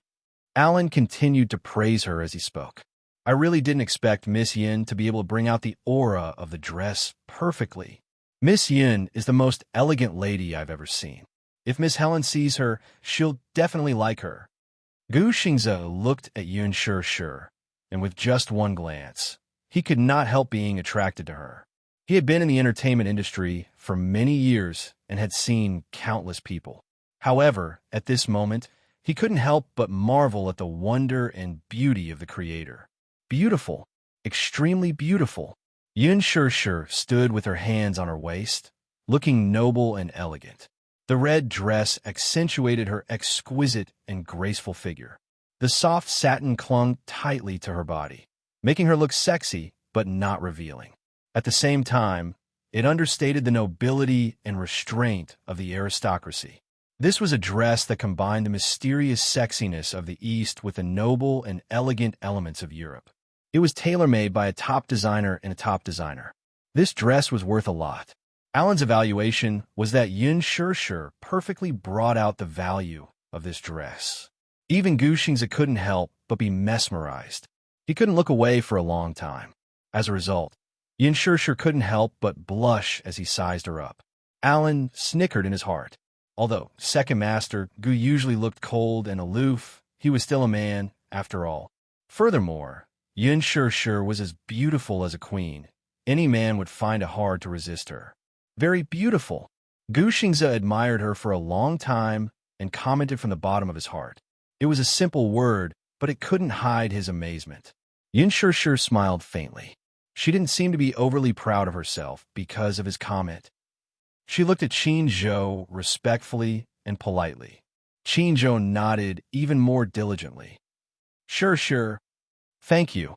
Yin Shishir smiled and elegantly turned around to look at herself in the mirror. She completely ignored the burning gaze from the side. Xiao Dong didn't expect that there would be a woman who was so beautiful. At this moment, all his attention was on her. The dress was beautiful, but what was even more beautiful was Yin Shishir's noble and restrained aura. Any man would be mesmerized by her, and he was no exception. Han Yuyin's eyes reddened. A woman's jealousy was very strong. She was like a proud peacock. She was originally proudly spreading her tail, but when she saw her territory being conquered, she couldn't accept it. Chapter 130. She was originally the center of attention, but now, no one in the hall was looking at her. She was like a doll that had lost its love and was mercilessly thrown aside. Han Yuyin tugged at Xiao Dong's sleeve, feeling wronged. "Darling, I also want this dress," she muttered softly. "Buy it. I want to wear it to the gala today. If I wear this dress, I'll definitely be prettier than this girl from God knows where." For a long time, the man did not respond. Han Yuyin raised her head in dissatisfaction and saw that Xiao Dong was also staring at Yin Shishir. His eyes were filled with amazement, admiration, and some unknown emotions. She looked even angrier and her tone became unhappy. "Xiao Dong." "Yes." He came back to his senses and lowered his head to look at her. Han Yuyin did not say anything else this time and only stared coldly at the dress. "Buy it." Xiao Dong hesitated for a moment. In his heart, he had already decided that no one other than this beautiful girl in front of him could wear this dress. However, looking at Han Yuyin's weak and aggrieved expression, he took a deep breath and walked forward. "Director, how much is this dress? I want it." Alan looked a little embarrassed and did not know how to answer for a moment. Gu Xingze had spoken first, so she could not afford to offend him. After all, Miss Yin was indeed stunning in this dress. If she rejected Xiao Dong, then she could not afford to offend him. Gu Xingze only stared at Yin Shishir's back and did not even look at him as he sneered. "Director Xiao, this dress is not something you can afford." Xiao Dong looked angry. "Gu Xingze, what do you mean by that?" "What do I mean?" Gu Xingze curled his lips in disdain. "I'm telling you clearly that I want this dress." Xiao Dong snorted coldly. Although Gu Xingze was a heavenly king, he was still a piece of trash in the entertainment industry. To put it bluntly, what was the difference between him and an actor in ancient times? He turned around and asked Alan directly, "Name a price for this dress." Qin Zhou's temper flared as he teased. "This gown is priced at 5 million yuan during the fashion week." "Mr. Xiao, are you that generous?" Xiao Dong didn't even bat an eyelid. 5 million. I'll take it." Qin Zhou raised a finger. "Our Xingzhe is offering 10 million. We'll take it." "You." He was furious and blurted out, "I'll pay 20 million. As expected of Chairman Xiao. "Generous, so generous." Qin Zhou smirked. "But Xingzhe has taken a liking to this gown. It won't be a problem for him to fork out 30 million yuan. 50 million. Xiao Dong slammed the table. Qin Zhou was speechless. Han Yuyin, who was standing at the side, saw the surprise on everyone's face and laughed secretly. The man she had hooked up with was the future owner of the Xiao enterprise. He was rich and powerful. Even though Gu Xingze had been in the entertainment industry for 10 years, he was still just a celebrity. How could he compare with Xiao Dong? Alan's face was also a little embarrassed. He only said faintly, "I'm very sorry, Mr. Xiao. Since young Master Gu has taken a fancy to this gown, he definitely won't let anyone else have it." "Master Gu? What did that mean?" "Why, he's just a small celebrity." Qin Zhou frowned slightly and retorted mercilessly, "Mr. Xiao, please be more respectful with your words. Our Xingze isn't someone a small business supported by a woman can afford to offend. The Xiao enterprise wasn't as powerful as it was now." Xiao Dong was a man of striking appearance. Under his father's arrangement, he married the daughter of the wealthy Meng family. With the support of the Meng family, the Xiao enterprise was established today. You, Xiao Dong was furious. How dare a small manager look down on him and insult a company with hundreds of millions of assets as a small business? Then, he suddenly realized something. Young Master Gu? Why did Alan address Gu Xingze as Young Master Gu? Chapter 131. Did he mean that he was a nouveau riche and Gu Xingze was a real aristocrat? Qin Zhou was Huanyu Entertainment's ace manager. His ability to spout nonsense was top-notch. It was as if his mouth had been poisoned and every word he said was a gem. Gu Xingze was still a pure young man when he was with him. Now, under his influence, he had become a black-bellied person. Xiao Dong was so angry that he almost had internal bleeding. However, what he said was the truth, and he could not refute it. Yun Shishir stood in front of the dressing mirror. The smile on her face froze for a moment. The atmosphere was too awkward. Gu Xingze looked at him coldly. You don't deserve to fight with me. Xiao Dong was furious. Just as he was about to speak, a sudden voice interrupted him. It's so lively today. A woman's arrogant voice suddenly came from outside the door. Everyone's faces froze, and they looked at the door. Mu Wanru was wearing a well-tailored black dress, which made her look elegant and capable. When everyone looked at the man standing behind her, they were all stunned. The man stood behind her. He was wearing a tailored suit. His hands were in his pockets. His tall and slender figure was domineering. He looked like an elite of the empire. He looked very young. To others, he looked to be around 25 years old. However, he had a mature temperament. This kind of maturity was not a simple appearance. It was a steadiness that came from the inside out. He looked like a king who could pass judgment on the world. He was calm and unruffled, especially that pair of deep and charming eyes that were hidden under the light. Paired with that angular face, just a glance was enough to make one's soul tremble. Such a man stood under the magnificent wall lamp. He was arrogant and oppressive. Even Gu Xingze's aura was suppressed by him. Everyone had different expressions, especially Yun Shishir. Her face, which was originally exquisitely made up, turned pale. She looked gloomy as she hid behind Gu Xingze. The man saw her immediately. A strange look flashed across his eyes. However, it quickly disappeared. Beside him was a boy in a small suit. His hair was neatly combed, but his handsome face was cold and unruly. It was him, Xiao Tichen. Yun Shishir's gaze fell on the child without blinking, and her lips began to tremble. She bit down hard on her lips and suddenly met Xiao Yichen's gaze. In a moment of confusion, she turned her face away from him. Xiao Yichen felt increasingly strange. This woman is really strange. Why did she look so unnatural when she saw him? She seemed to be avoiding him. Everyone had different expressions when they saw little Munchkin. Mu Yichen was the little crown prince of the Mu group. However, Mu Yaja was very protective of him. Even the experienced paparazzi could not catch Mu Yichen's trace. No one had ever seen Xiao Yichen's face in person. However, there were still rumors in the circle that Xiao Yichen was not the biological son of Mu Wanru and Mu Yaja. Mu Wanru had been diagnosed with congenital infertility.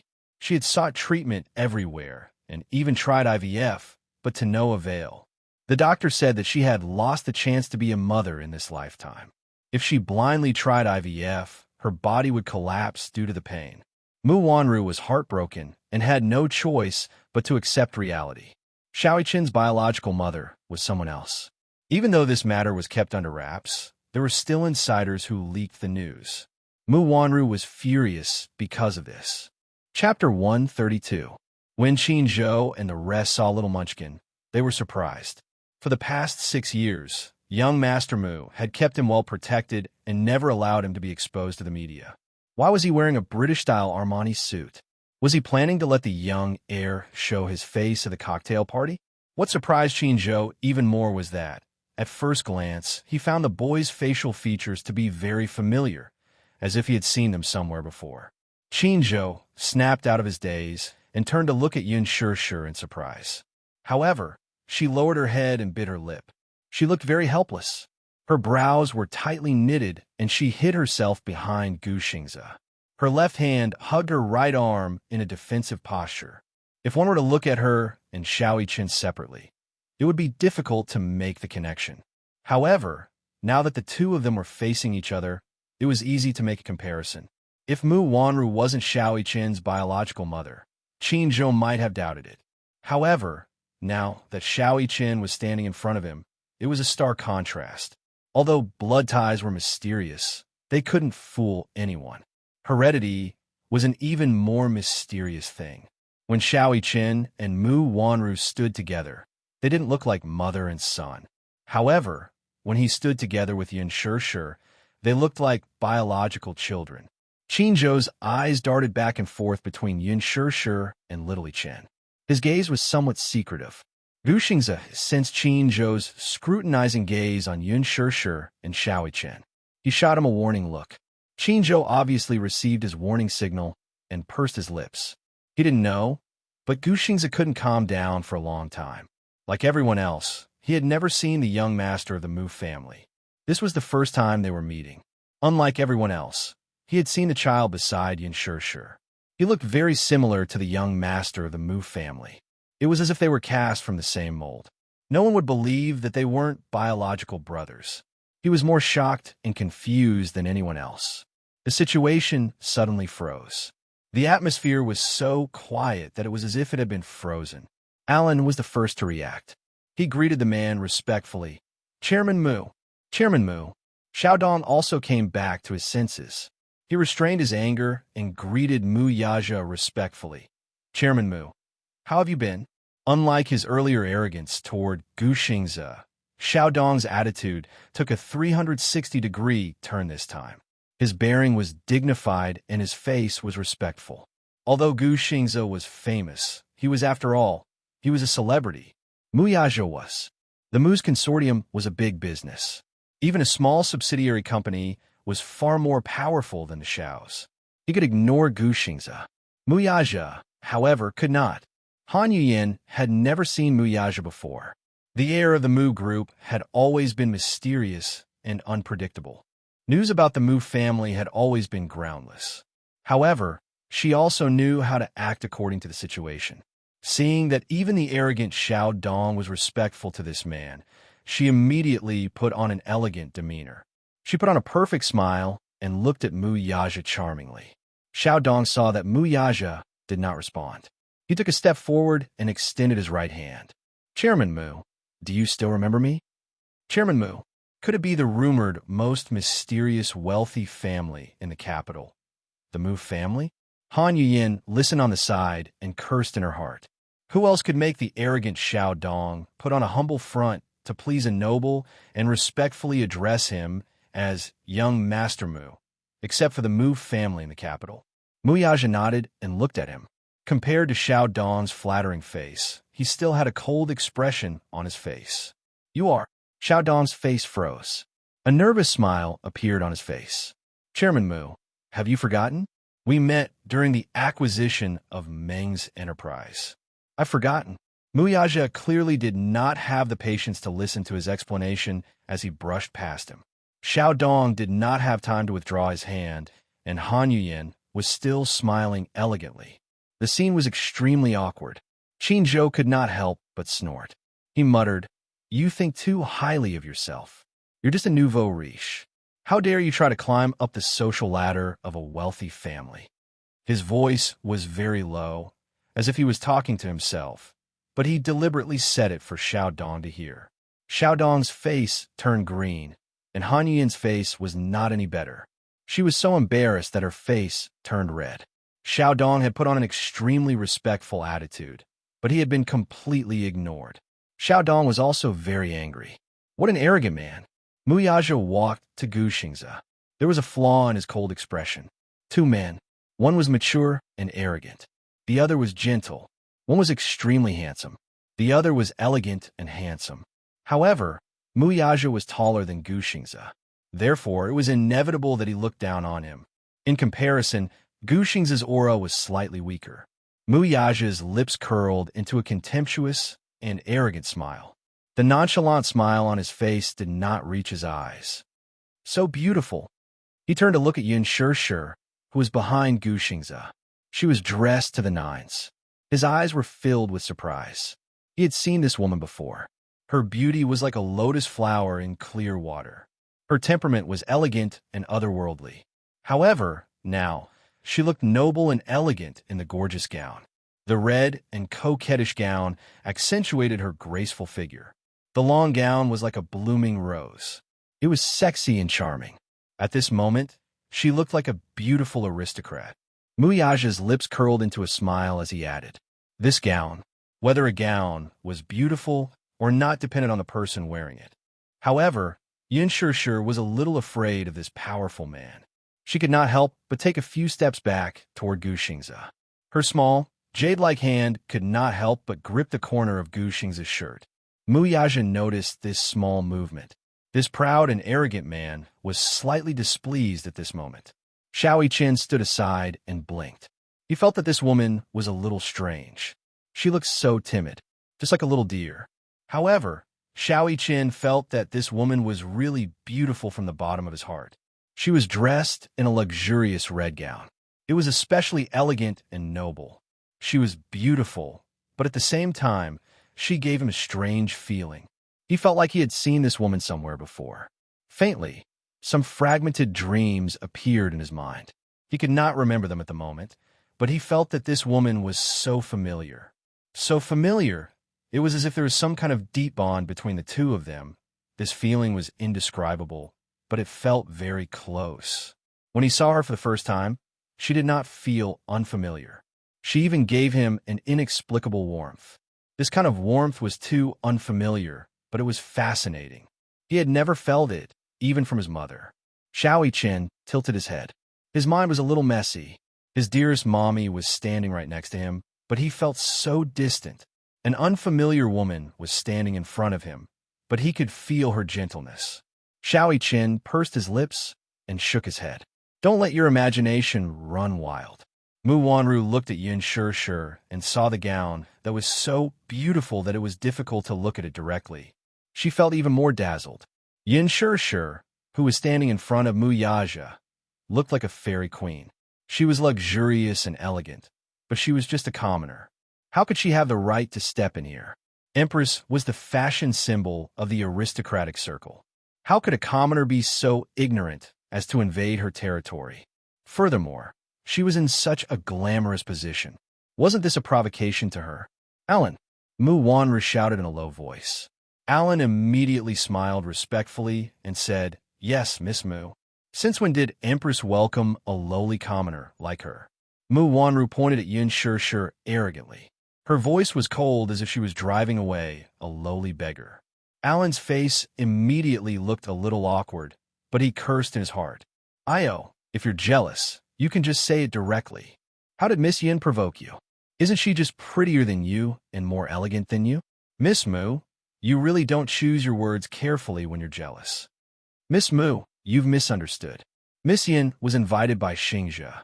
Oh, Mu Wanru laughed arrogantly. Xingze, since when did you have such low standards to invite such a poor commoner to a place like this? Qin Zhou's face immediately turned cold. Miss Mu, please tone it down. Show some respect. People don't live too well. Since when is there a difference between nobles and commoners?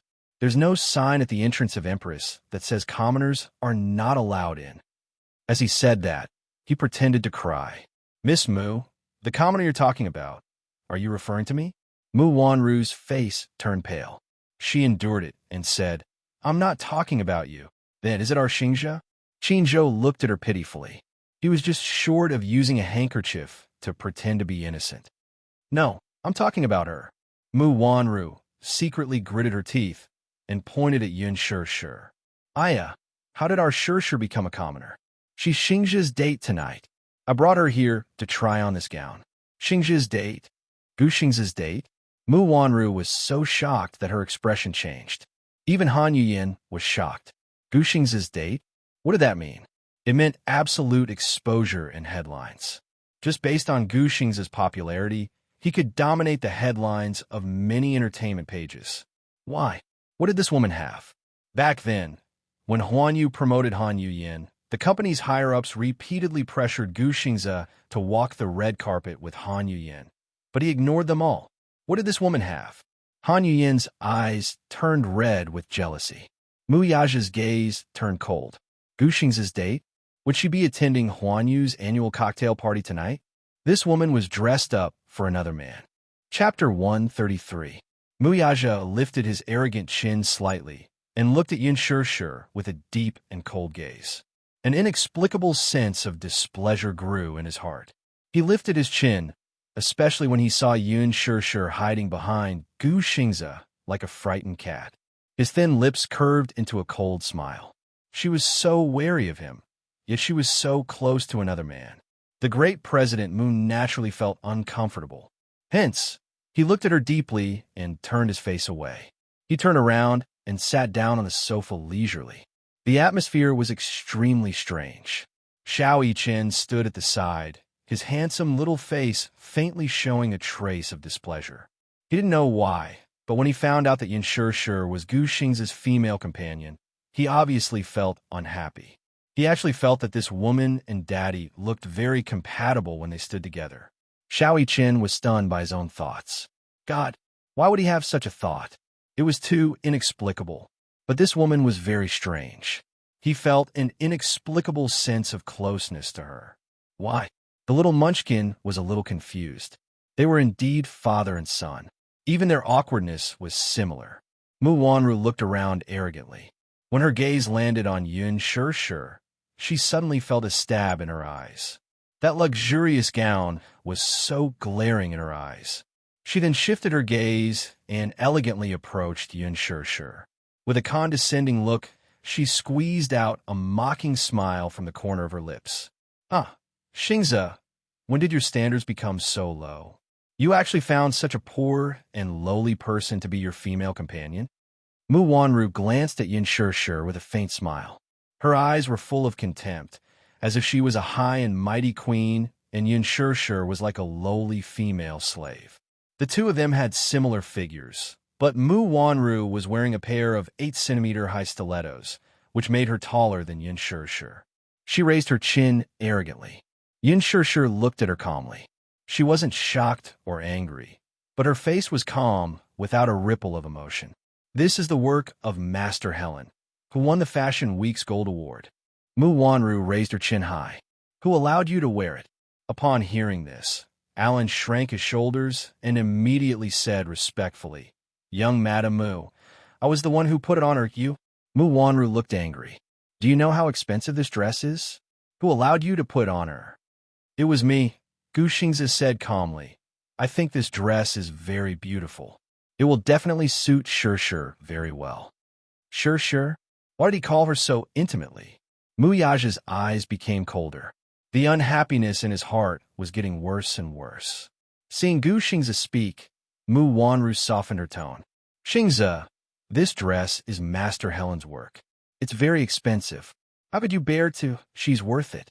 Besides, Shishir does look beautiful in it.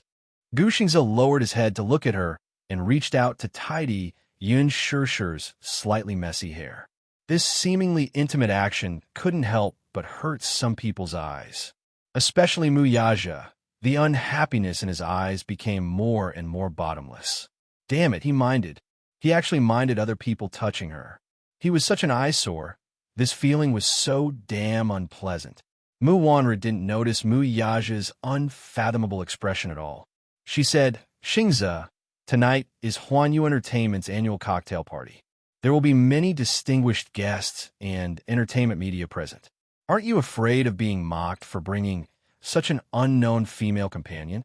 When Qinzhou heard her say such harsh words, his brows furrowed deeply and he was filled with displeasure. Alan also said softly, I think Miss Yin looks very good in it. Mu Wanru frowned slightly, pursed her red lips, and shot a sharp look at Alan. He was so frightened that he shut his mouth on the spot and didn't dare to say another word. When Han Yin heard this, her heart was filled with anger. She had long disliked this girl who had neither fame nor family background. She detested her to the core. Mu Wanru's sarcasm seemed to have helped her vent her anger and supported her. She was happy and mocked her.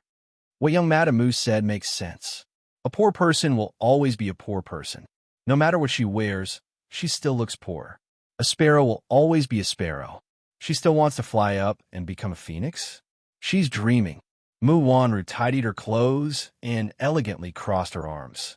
Han Yuyin's young Madame Mu was very pleasing to her ears. Han Yuyin's mouth was as sweet as honey. As long as there was a chance for her to climb up the social ladder, she would never let it go.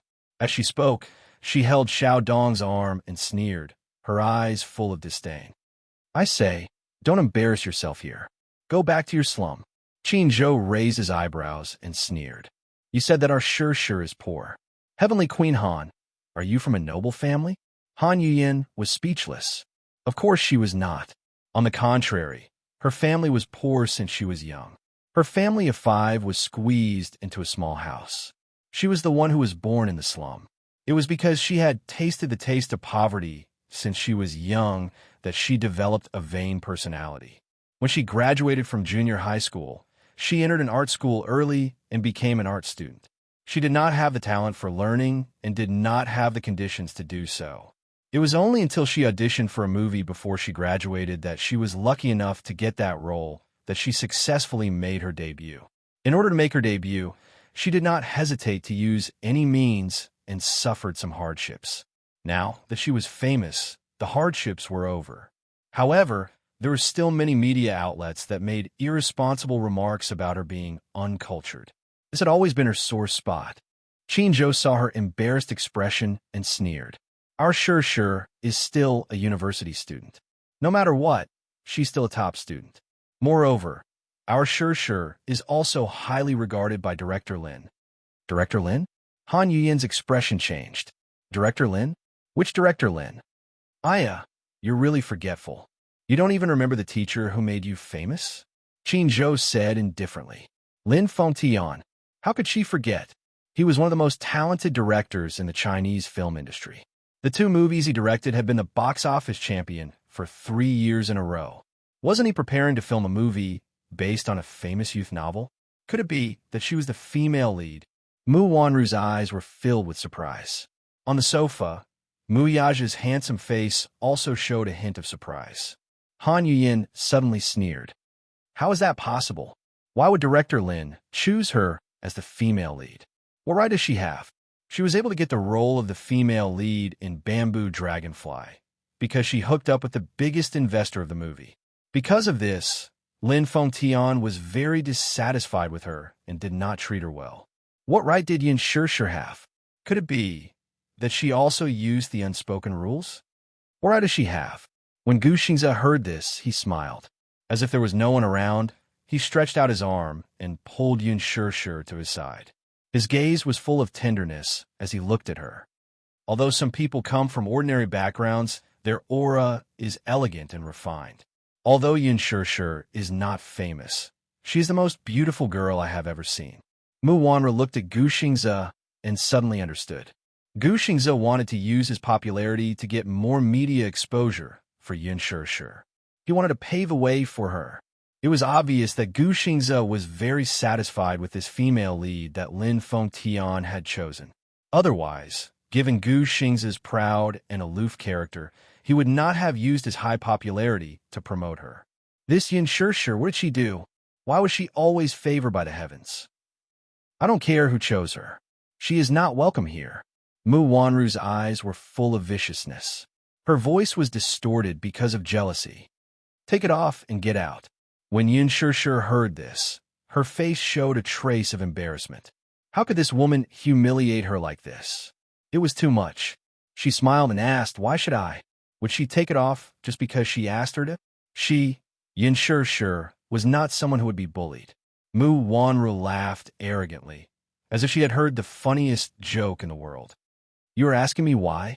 When Alan heard this, he couldn't help but remind her, Miss Yun, I am very sorry. Empress is a business that the Mu Corporation has invested in. Yin Shir's eyes widened in shock. No wonder Mu Wanru was so arrogant. She was the female owner of Empress. Gu Xingze smiled and said, I will buy this gown. Mu Wanru sneered. Not for sale. 100 million, Gu Xingze said without batting an eyelid.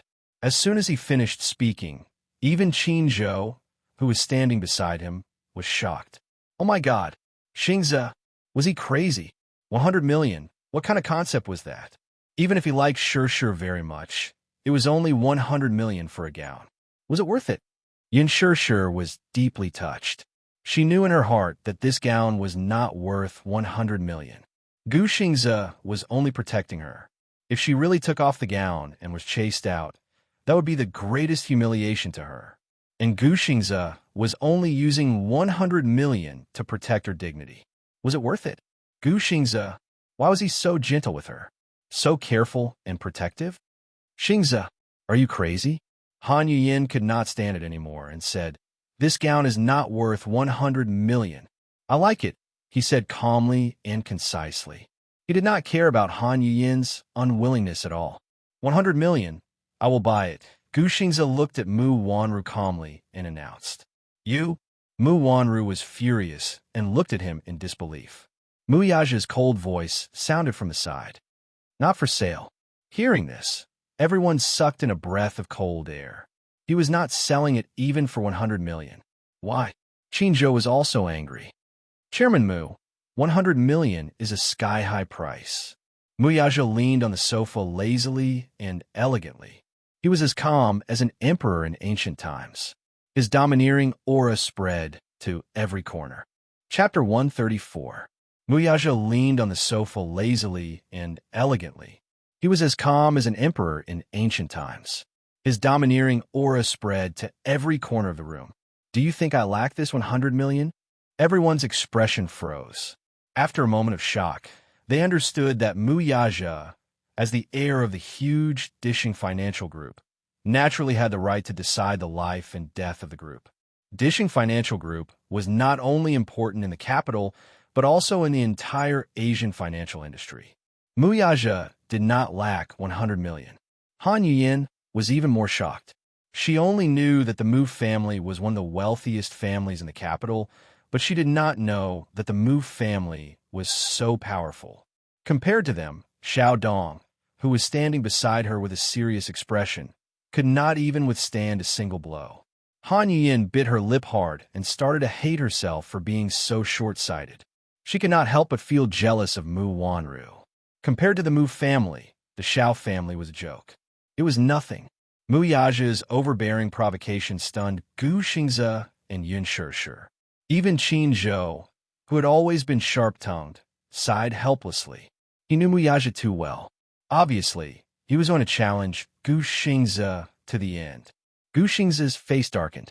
His eyes, which were usually as cold as water, had a trace of bone-chilling sharpness. He frowned and turned his face away. The two men stared at each other across the room. Instantly, the air was filled with tension. President Mu, this gown is in the shop, but you're not selling it. What is the meaning of this? Mu Yaja curled his lips elegantly and stood up slowly. As he moved, the air in the exhibition hall was filled with his aura.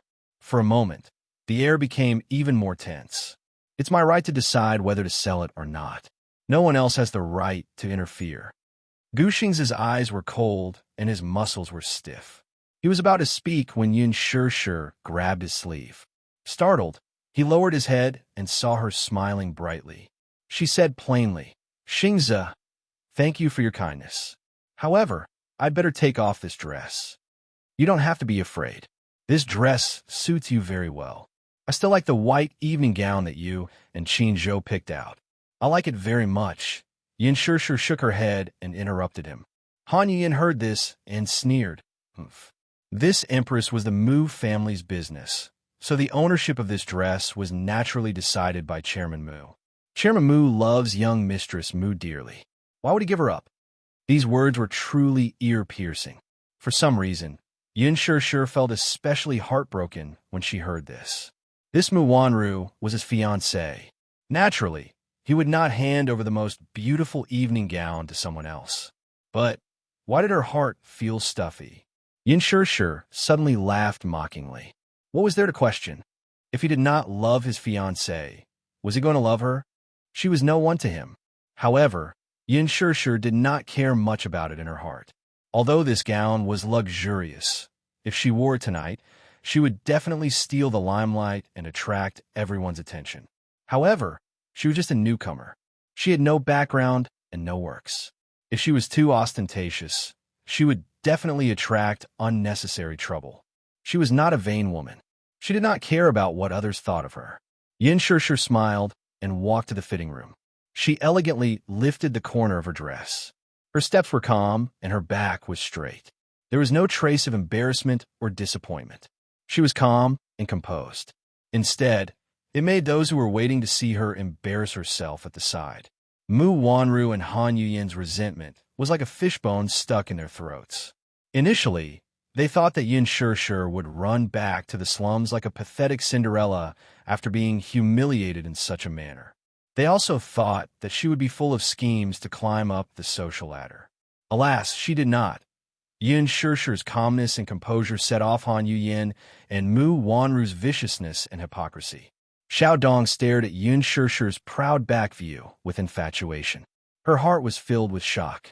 The situation just now was destined to embarrass her. In front of Mu Yaja, no one present had the right to defend her. Yet, she was able to retreat so calmly, without even a trace of embarrassment. She was different from Mu Wanru. Although Yin Shishir was not a real aristocrat, some women were like this. The aristocratic temperament and the elegance of royalty seemed to be innate and difficult to replicate. Mu Yaja looked at her back view. His deep eyes slowly narrowed, and a deep meaning flashed across his eyes. He could not see through her. He originally thought that with his humiliation and arrogance, he would appreciate her weakness, helplessness, and panic. However, from the beginning to the end, she was so elegant that he could not see through her. He was unhappy. He was very unhappy. He felt that this woman was not as easy to control as he thought. He admitted that the reason why he humiliated her so brazenly and embarrassed her was because she was hiding behind another man despite her meek appearance. Compared to her beside Gu Xingze, Yin Shishir in front of him was like a fully armed cat. She stretched out her sharp claws and fangs, not allowing him to violate her. Perhaps it was because this man hid his desire to conquer very well. He was usually quiet, but in fact his desire to control was amazing. This was his nature and instinct. The blood of an emperor flowed in his bones, and he would not allow anyone to disobey him. However, he met a woman who was equally stubborn to the bone. Mu Yaja pursed his thin lips into a line, and his eyes were unreadable. Seeing this, although Alan could not bear to see it, he followed closely behind. With his help, Yin Shishir changed into the evening gown that Qin Zhou had his eyes on. She changed her hairstyle and matched it with simple but luxurious jewelry. Feeling guilty, Alan was especially attentive when he helped her do her makeup. After changing into a simple and elegant evening gown, the makeup naturally had to be changed as well. After changing the gorgeous makeup on her face to clear crystal makeup, Alan looked at her reflection in the mirror. What he saw was Yin Shishir's extraordinary face. Her facial features were exquisite and beautiful. Alan was a top stylist, so he did the makeup all by himself. Yin Shishir stood up and looked at Alan with a smile. She was still as perfect and flawless as ever. Alan was amazed again. A truly beautiful person was born extraordinary and did not need to rely on makeup. Even though Yin Shishir was only wearing a simple white gown, she was still radiant. When she lifted the hem of her gown and walked out of the changing room, she attracted everyone's attention once again. Gu Xingze was even more amazed than before. Xiao Yichen, who was sitting in Mu Yaja's arms, was even more amazed. Qin Zhou, who was beside them, was stunned. Han Yuyin, who was beside them, was jealous and amazed. This girl made people jealous. Her beauty and temperament were blessed by the heavens. Why was she so blessed by the heavens? Mu Wanru's expression was even more complicated. Her eyes were filled with viciousness. Yin Shishir walked towards Gu Xingze and Qin Zhou and smiled. What do you think? Great. Beautiful, too beautiful. Shishir, you look good in anything. You're a natural clothes hanger. As he spoke, Qin Zhou looked at Han Yuyin meaningfully. He didn't forget to add, Unlike some people, no matter how beautiful the clothes are, they're nothing but a foil to her. You can't compare people to people. His words made Han Yuyin's face turn white. However, she did not say anything in response to Qin Zhou's sarcasm. Although Qin Zhou was a manager, he was the trump card of Huanyu Entertainment. He had countless resources and a strong background. She could not afford to offend him. Gu Xingze also said, Qin Zhou, you have good taste. This dress is beautiful. Sure looks good in anything. Qin Zhou was mesmerized. Yin sure smiled. You're flattering me. Manager Qin, you have good taste. You have such a sweet mouth. I feel good hearing it. Gu Xingze looked at her. The haze in his heart was instantly swept away. He turned to Alan and said, I'll take this dress. Put on my tab. Alan nodded and carefully observed Mu Yaja's expression. He did not know why, but it seemed that Chairman Mu was paying special attention to this newcomer. He saw that Mu Yaja's eyes were lowered, and he did not even look at her. It was as if he did not care about her at all. Alan pursed his lips. Did he misunderstand?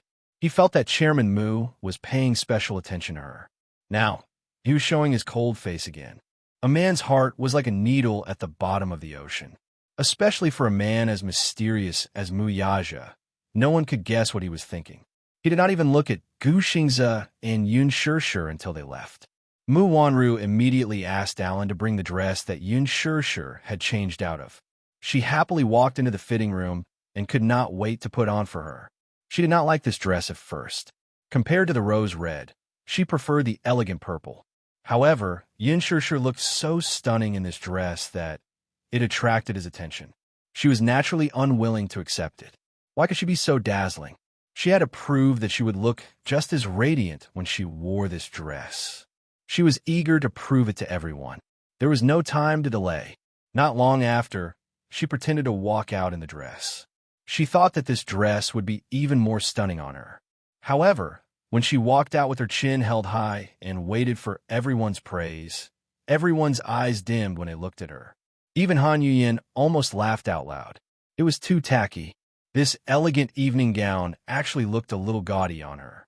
Whether the dress was beautiful or not depended on the person wearing it. If the person was ordinary, they would not be able to wear such a luxurious dress. When Yin Shishir wore it, she was the dress. When Mu Wanru wore it, she became the dress foil. For a moment, the atmosphere was silent. There was an awkward silence. Han Yin knew how to judge the situation. She quickly smiled and praised, Young Mistress Mu, you look so beautiful in this dress. Chapter 135. It was just a few words of vulgar praise, but little Li Chen could tell at once that there was an unconcealed compliment in them. It sounded like a hypocritical compliment, but in the current situation, it was too awkward. This compliment was extremely awkward in the stifling silence of the scene. There was no comparison or contrast. Perhaps everyone had seen how stunning Yin Shishir looked in this gown, but when Mu Wanru put it on, it instantly paled in comparison. It was supposed to be an elegant evening gown, but on Mu Wanru, it was indescribably tacky. Yin Shishir's figure was curvy and exquisite. Her waist was slim, her legs were straight and slender, and she had beautiful shoulders and collarbones. When she put on this evening gown, these advantages were perfectly displayed. However, Mu Wanru's figure was not suitable for it. Her voluptuous upper body was undoubtedly exposed, and it looked extremely tacky. Mu Yaja opened his handsome eyes slightly, and his cold gaze landed on her body. He suddenly felt extremely disgusted. Once again, he recalled how gorgeous Yin Shishir looked when she wore this evening gown. The contrast was too stark. After a moment of silence, Alan immediately reacted and praised, Young Madame Mu, you look really beautiful in this gown. It was fine if he didn't praise her, but once he did, Mu Wanru's face completely collapsed. Looking at the awkward and dazed faces of the people around her, Mu Wanru looked unhappy. However, she still forced a smile and said, Why? Don't I look good in this gown? Han Yin smiled and said, You look good. It's very beautiful and suits your temperament. Empty praise. She really didn't know what to praise. It was a woman's nature to compete and be jealous. How could Mu Wanru allow Yin Shishir to steal all the limelight from her? However, Xiao Chen was still a child, and he didn't know how to pretend to be a snake. He frowned and said, Mommy, you don't look good in this gown. Han Yuyin's eyebrows twitched. How could this child be so honest and directly expose her? Little Munchkin's next sentence made Mu Wanru vomit blood. This evening gown looks better on that pretty sister just now. This dress doesn't suit mommy. Let's change to another one. Mu Wanru's face darkened. Han Yuyin smiled and said, "Children's words carry no harm. Young Master Mu, children's words carry no harm. Young Mistress, Mu looks really good in this dress." "Oomph, you're trying to curry favor with my mommy. Are you trying to embarrass my mommy at the party?" When Xiao Chen saw that someone was questioning his sense of beauty, he retorted with a displeased expression and accused her of being a bad person. Han Yuyin gritted her teeth in anger. She was afraid that Mu Wanru would believe the child's words and misunderstand her intentions. She quickly said, "Young Mistress Mu, I didn't mean that." Mu Wanru ignored her and walked up to Mu Yaja. She smiled and asked, "Do I look good in this?" She stubbornly wanted an answer from him. It didn't matter what other people thought. His affirmation was better than 1,000 words of praise from others. Now that she had lost all her dignity, Muyaja only needed to say one word to save her face. If he said that she looked good, who would dare to question him?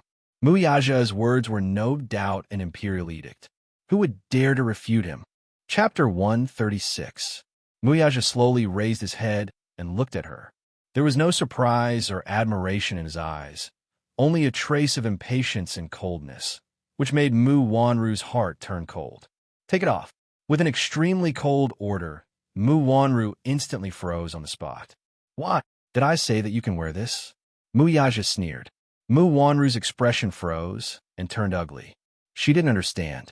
Usually, Muyaja would unconditionally satisfy her requests. She had whatever she wanted. He had always pampered her, and no matter how harsh her requests were, he would easily satisfy them. Why was he suddenly as cold as ice towards her? Why? Why do you want me to take it off? Am I not comparable to her? That bitch. Take it off. I'll give you 5 minutes to change into another one. Muyaja said as he raised the watch on his wrist. He had obviously started to calculate the time. "No, I won't take it off." Mu Wanru's eyes turned red. "I just like this one. I want to wear this to tonight's cocktail party." Muyaja's lips curved into a cold arc as he said coldly, "My patience is limited." No. Mu Wanru was shocked. She had never seen him treat her so coldly. Yin Shir, that damn bitch. She must be the reincarnation of a vixen. All the men who saw her acted as if their souls had been taken away. Muyaja said coldly, "There's still 1 minute." In other words, after this minute, her last shred of decency would be gone. He had always been true to his words. Feeling extremely wronged, Mu Wanru stomped her feet angrily and returned to the fitting room to change into a new gown. The Bentley smoothly drove off the highway and slowly drove towards the venue of the cocktail party. In the car, Yin Shir silently lowered her head. The stubbornness and confidence had faded from her body, and her side profile looked a little down and out.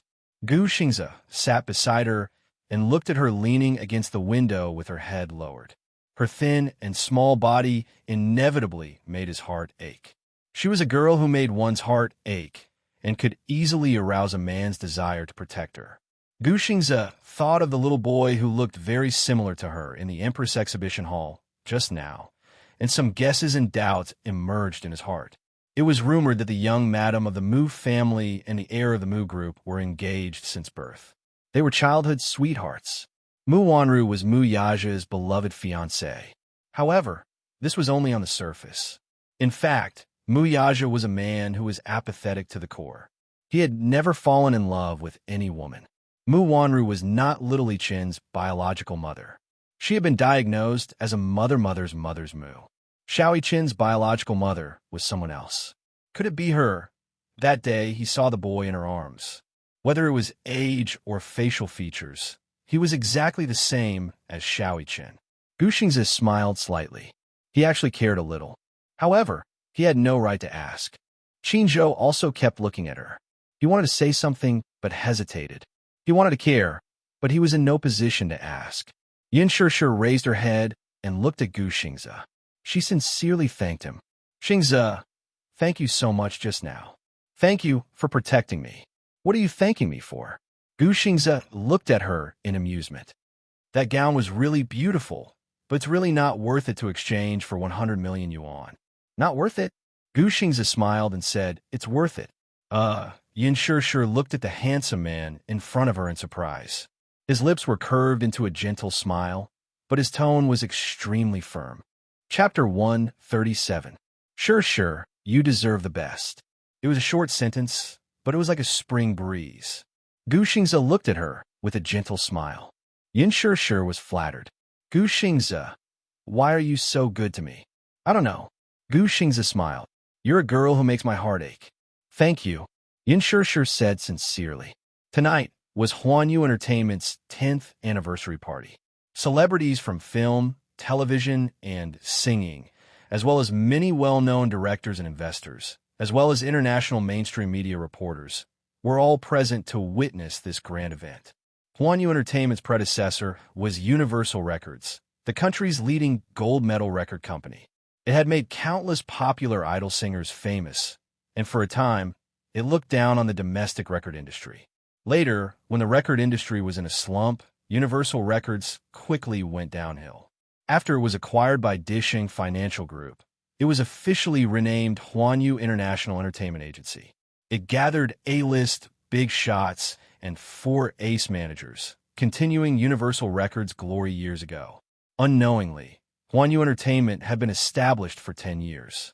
Tonight's party would be unprecedented.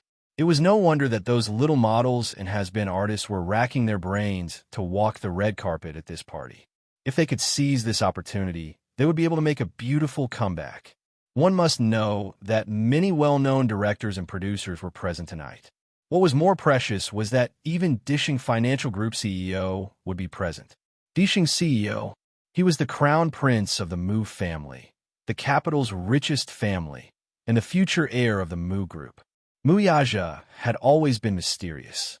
The news about him was all groundless. The public knew very little about this noble and mysterious crown prince, and he rarely appeared in public. When the socialites and aristocratic daughters in the circle learned about this, they all dressed up meticulously in order to leave a deep impression in front of this honorable CEO and win some attention. So what if he had a fiancée? Wealthy families like the Mu family were divided into the first, second, and third wives.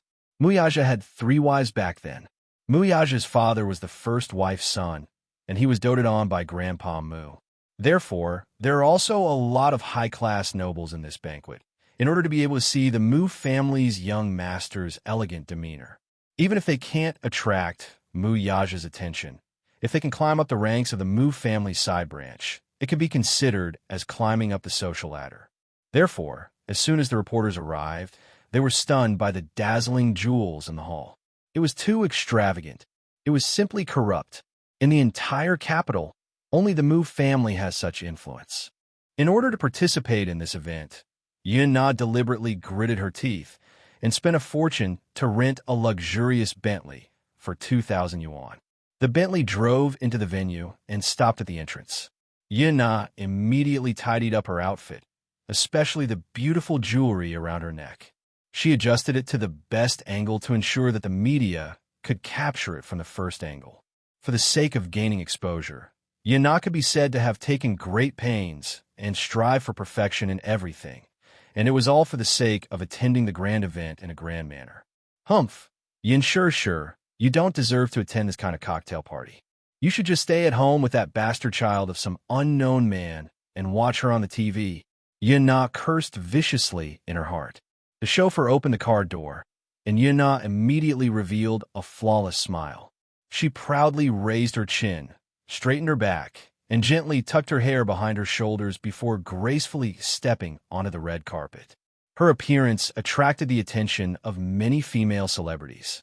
Chapter 138. Van Cleef & Arpels was the most expensive jewelry brand. Among them, the Secret Garden series was the most favored by celebrities. The Vicomte from the Secret Garden series was one of a kind in the world.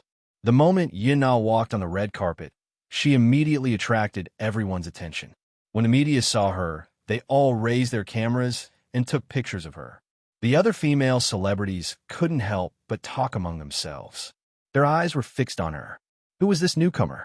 The gown she's wearing is Armani's new spring collection. Oh my god, look at the necklace on her neck. It's from the Secret Garden series. I heard that the gems on it are worth tens of millions. It can't be a fake, right? This Vicomte is out of print. It's only sold in limited quantities worldwide. Ordinary people can't buy it. It must be a fake. This Vicomte can't be bought even if you have the money. I don't know where this unknown newcomer came from. She's even wearing a fake jewelry. I heard that there was a sugar daddy who wanted to buy this necklace at a sky-high price. The crowd was talking about it. Yana couldn't hear what the socialites were talking about. She only felt that she was the center of attention. Many pairs of envious and jealous eyes fell on her. She was very pleased with herself. Yana raised her head proudly and puffed out her ample chest. She walked to the entrance, but was politely stopped by the concierge at the door.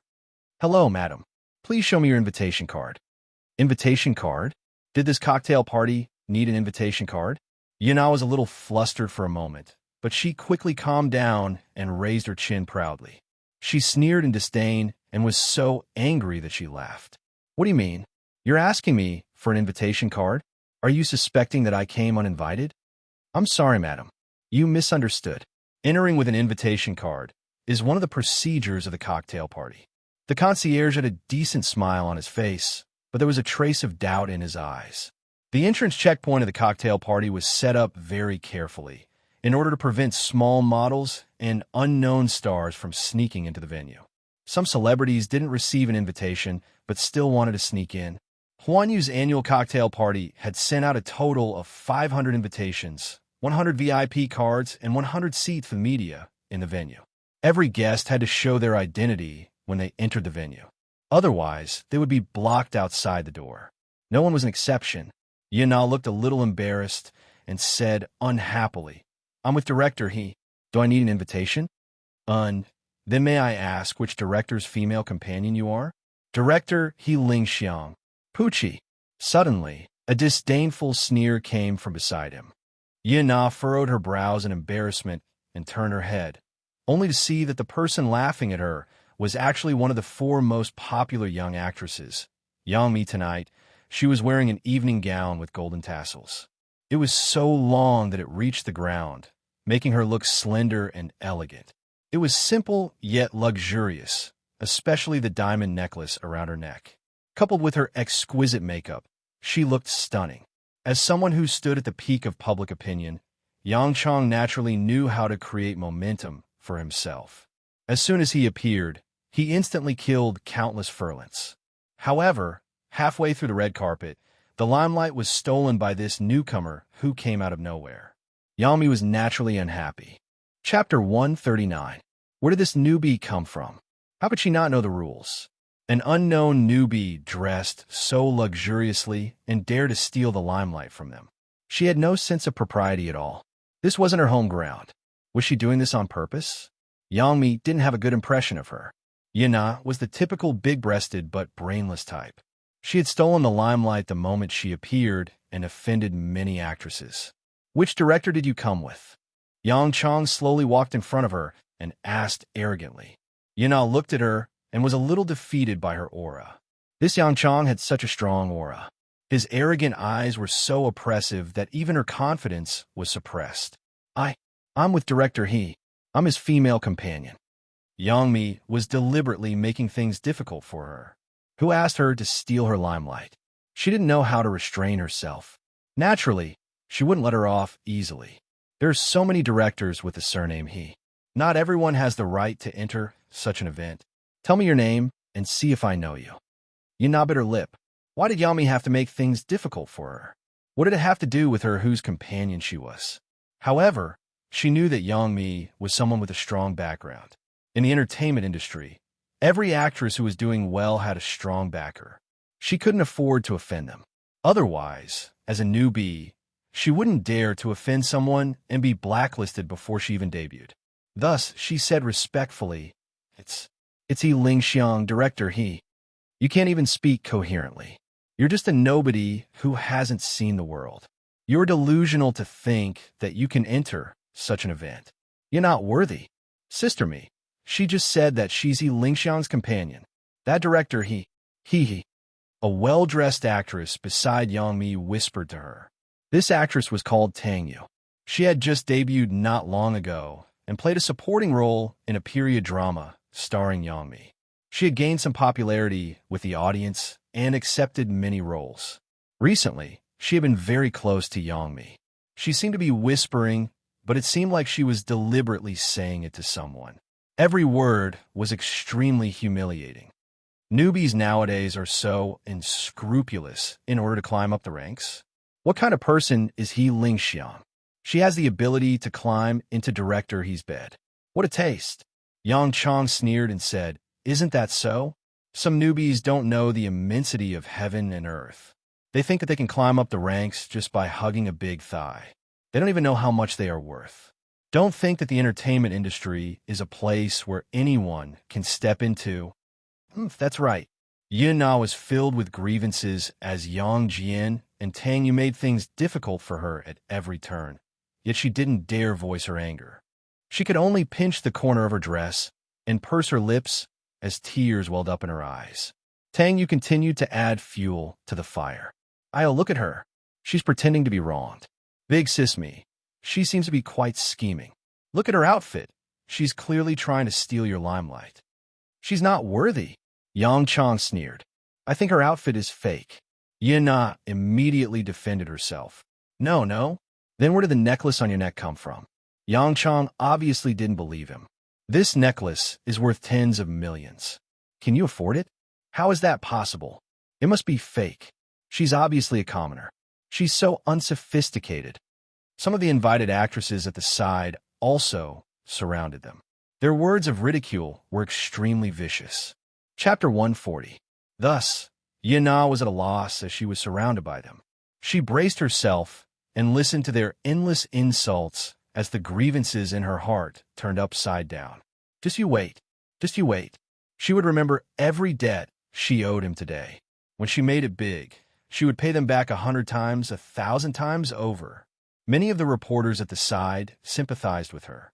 This newcomer had offended many seniors before even entering the venue. She was really pitiful. However, this was the industry. As a newcomer, you had to know how to keep a low profile. Otherwise, it would be easy to offend people. Therefore, no one stepped forward to help her. Yang Mi had a high status in the industry. Now that her career was at its peak, her 8 years of acting had accumulated a lot of popularity with the audience. No one dared to offend her. "What's going on? Why are you all blocking the entrance?" A man's low and cool voice came from not far away. Everyone turned around in surprise and saw Li Jiuxian standing behind them. He was wearing a custom-made suit today. It was well-tailored and extraordinarily elegant. His handsome face attracted countless screams when he entered the venue. Li Jiuxian was a popular young actor newly signed by Huanyu Entertainment. He was elegant and handsome, blessed with a unique appearance. He had already starred in 2 commercial blockbusters and 5 idol dramas in just 2 years after his debut. He was very productive and had a lot of resources in his hands. He was a popular idol promoted by Huanyu Entertainment. Yin Na looked at him, but his gaze fell on her. He saw that she was in a sorry state and felt wronged. As if she was clutching at a life-saving straw, Yin Na pursed her lips and looked at him pitifully. Her pair of beautiful red eyes made people fall in love with her. Li Jiuxian couldn't help but feel pity for her. He looked at Yang Mi and said, "Sister Mi, why aren't you entering the venue?" Li Jiuxian and Yang Mi were brothers and sisters in the same company and had a good relationship. Previously, the two of them starred in a period drama together. The ratings were very good, and there was even a rumor that the two of them fell in love with each other. The rumor had occupied the headlines for several months. Yang Mi said, "It's all because of this little b** TCH blocking the way. She's just a newcomer, yet she's so ambitious and wants to steal the limelight." Li Jiuxian smiled. "Sister Mi is so beautiful. Tonight, you'll definitely be the center of attention." When Yang Chong heard his praise, she naturally enjoyed it. Her face couldn't help but blush as she pouted. "Jiuxian, you're also very handsome today. Tomorrow's headline will definitely be yours. Thank you for your guidance, Sister Mi." However, at this juncture, the media was already waiting at the reception. "Big Sis Mi, don't be so calculative with a newcomer. Otherwise, if word gets out, the media will exaggerate and say that you're abusing your power to bully others. That won't be worth it, Li Jiuxian advised. Yes, you're right. Obviously, Yang Chang had taken his words to heart. She stepped forward and naturally held his arm. Li Jiuxian smiled elegantly and entered the venue with her. Yin Na stared blankly at Li Jiuxian's departing figure, and her heartbeat couldn't help but quicken and thump. Tang Yu didn't continue pestering Yin Na when he saw this. He grunted coldly and warned her before entering the venue as well. Not long after, He Lingxiang arrived. Chapter 141. Reading on her phone.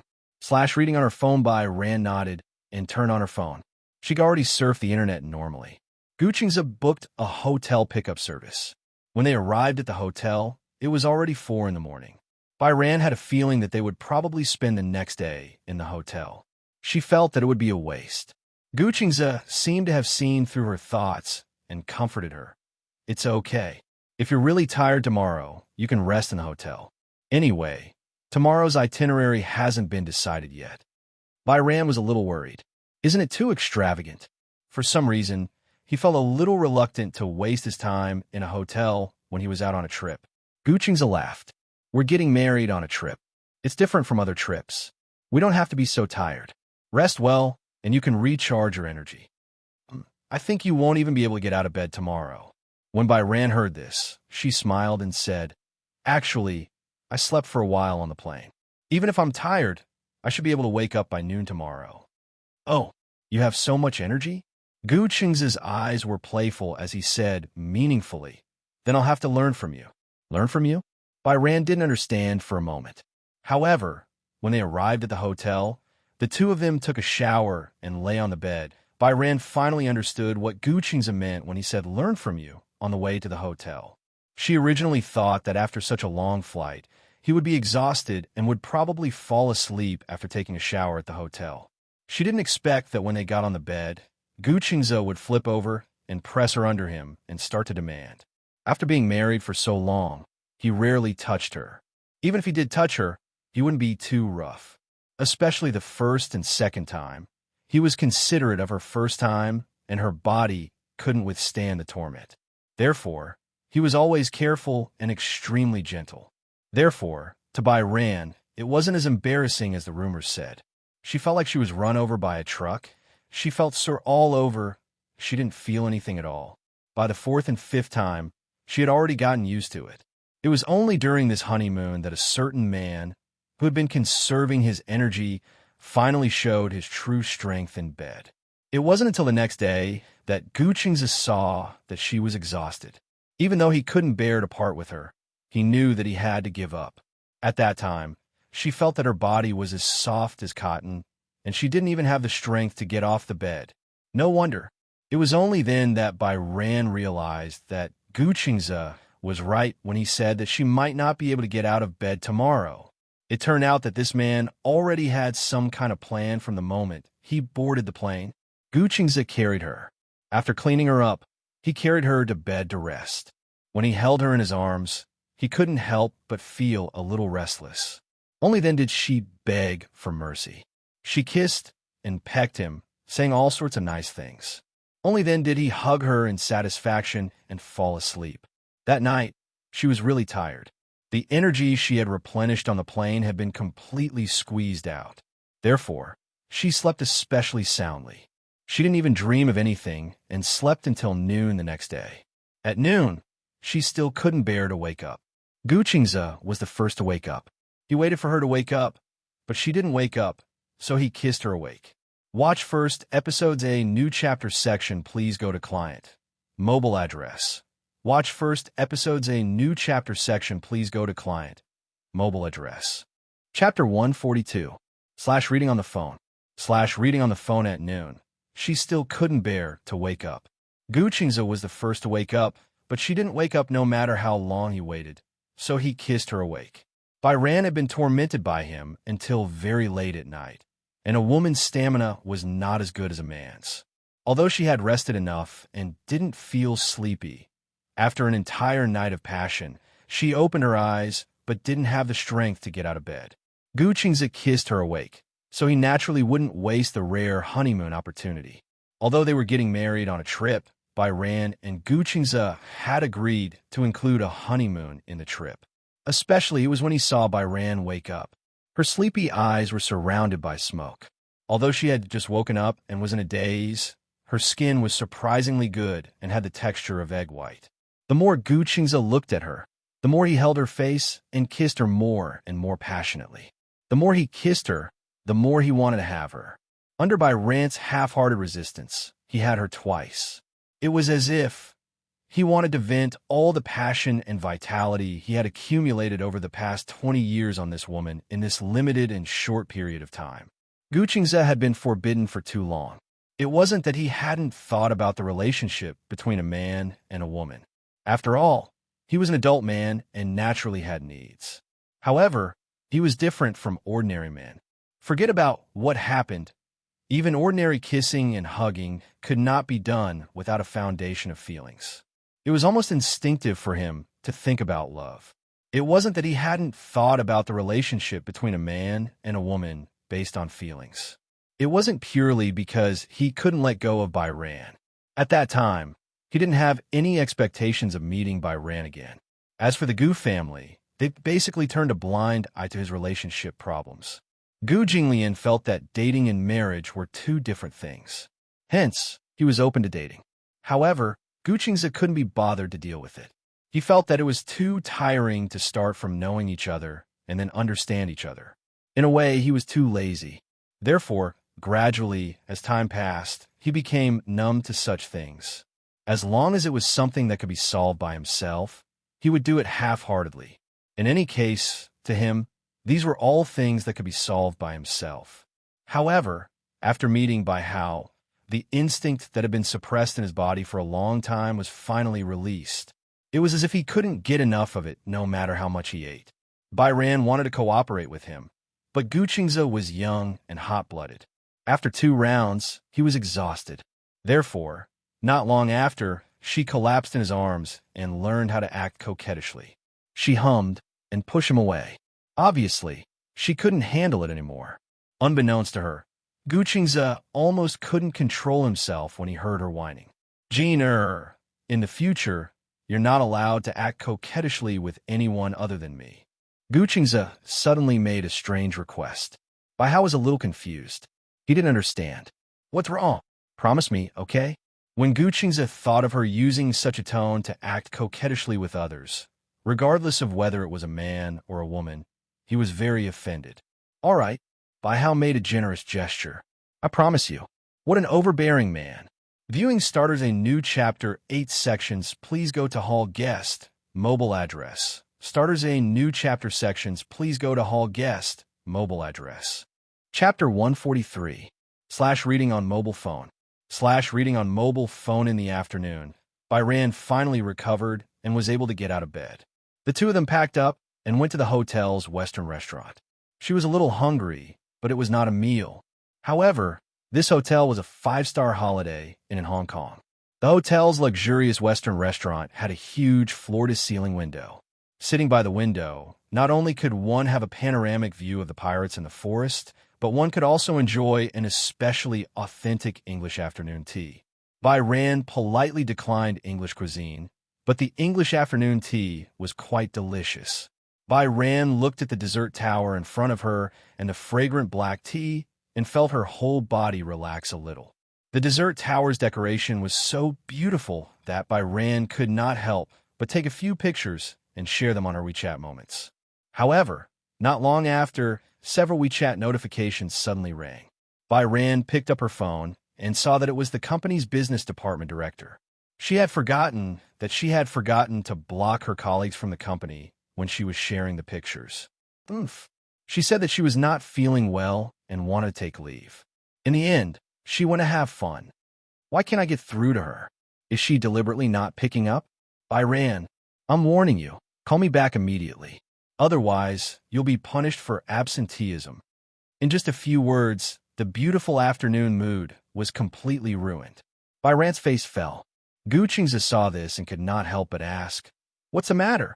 "I just took a few pictures and shared them on WeChat moments." The company director saw it. Oh, Gu Qingze was a little surprised. Didn't you resign? But I haven't resigned yet. When Gu Qingze heard this, he suddenly asked tentatively, do you still want to do this job? Bai Ran looked up and glanced at him. She pursed her lips and said the most heartfelt words. Actually, I don't want to do this job anymore. In the beginning, I joined this company because I felt that I would be able to gain good experience in this company. I studied design, and in the future, I hope to have my own design studio. However, ever since I joined this company, they only asked for the same designs. Also, because they work with the local wedding dress market, I draw wedding dresses every day until I'm about to throw up. This is not my dream. Gu Qingze nodded. Then why didn't you resign back then? Because if I change jobs and have no source of income, Annie will say that I'm a freeloader. Bai Zhe was a strong-willed person. She had a strong sense of self-esteem and could not bear such humiliation. Old Nine Clan? She had started working as soon as she graduated. Although her salary wasn't high, it was reasonable. She had followed her aunt's wishes and joined the company. She was tired of the same designs every day. She was not an arrogant person, but with her goal, she absolutely did not want to settle for such a small company. If you're not happy at work, then change your job. It's also very troublesome to find a new job. There's no rush. A good job can't be rushed. Besides, I'm taking care of you. What are you afraid of? Gu Qingze's especially calm words greatly moved Bai Ran. He said so matter-of-factly that he would take care of her. For a moment, she felt so happy that she was about to float up and watch. Starters a new chapter, 8 sections. Welcome to Hall of Visitors. Mobile address. Watch starters a new chapter, 8 sections. Welcome to Hall of Visitors. Mobile address. Chapter 144. For the first time in her life, Bai Ran had the feeling that she had someone backing her up. Unconsciously, the corners of her lips curled up as she secretly laughed. Gu Qingze saw that she was laughing and could not help but reach out to pinch her cheeks gently. What are you laughing at? I feel like you're my big backer. Now that you've said that, I feel more confident. Actually, Bai Ran was not a career-oriented woman.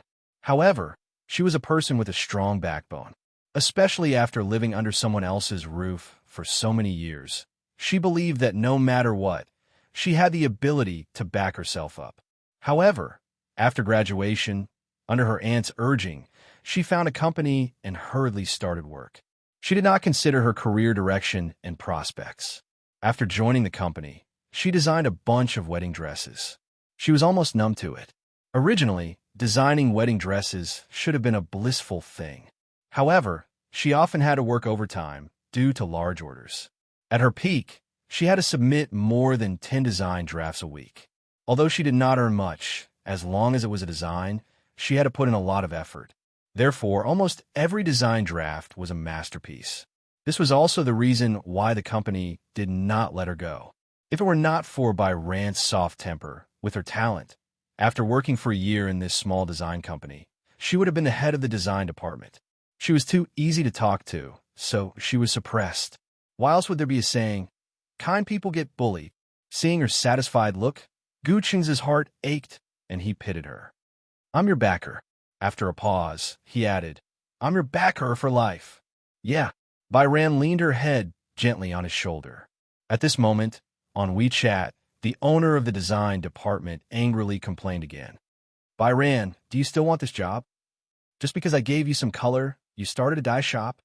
Do you think work is so perfunctory? You don't even care about the company's rules and regulations. Do you believe that I'll fire you? If this goes on, this shabby temple won't be able to accommodate a great Buddha like you. Bai Ran looked at the director's angry words and smiled. He replied lightly, Since you've said so, isn't it up to you to decide whether to expel me or not? In an office far away in Beijing, when the director saw Bai Ran's reply, he almost exploded in anger. She had only said those words in a fit of anger. She really couldn't bear to fire him. One had to know that Bai Ran was the head of the design department. It was because of Bai Ran's talent that the company could receive more and more orders.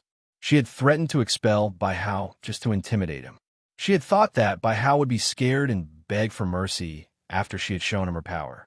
After all, in her eyes, Bai Kun had always been a soft persimmon that could be crushed at will. Now this sentence made her completely dumbfounded. Does this idiot think his wings have hardened? The director had no way out of this embarrassing situation. He didn't know what to do. If he really fired them, what would happen to all the orders piled up there? He was known to want to die for nothing. This is so infuriating. So infuriating. The director slammed the table, his face red. Chapter 145. In the office, an assistant happened to be boiling water. Seeing the angry look on the director's face, she heard the director's nagging and grumbling on by Yu's WeChat. She probably understood what had happened, so she said casually, "This Yu is really lucky." The director's attention was attracted by her, and he was a little confused. "What do you mean?" "Oh, director, you don't know? I heard that Yu married a good husband. I heard that he's worth tens of millions."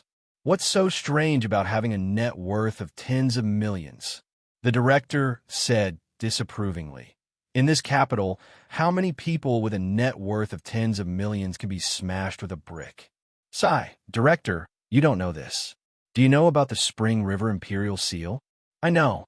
It's a very famous real estate. Those who can buy it are the top people in society." The director reacted. "Why did you suddenly mention the Spring River Imperial Seal? I saw that her husband just bought a house there some time ago. Moreover, he has a good relationship with the president of Xingyu Financial Group." The director sucked in a breath of cold air.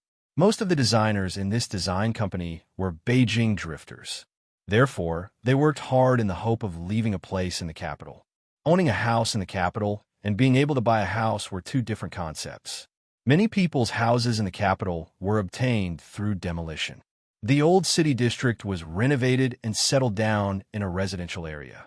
Therefore, although most of the houses in the residential area were expensive, they could not be sold because they needed them.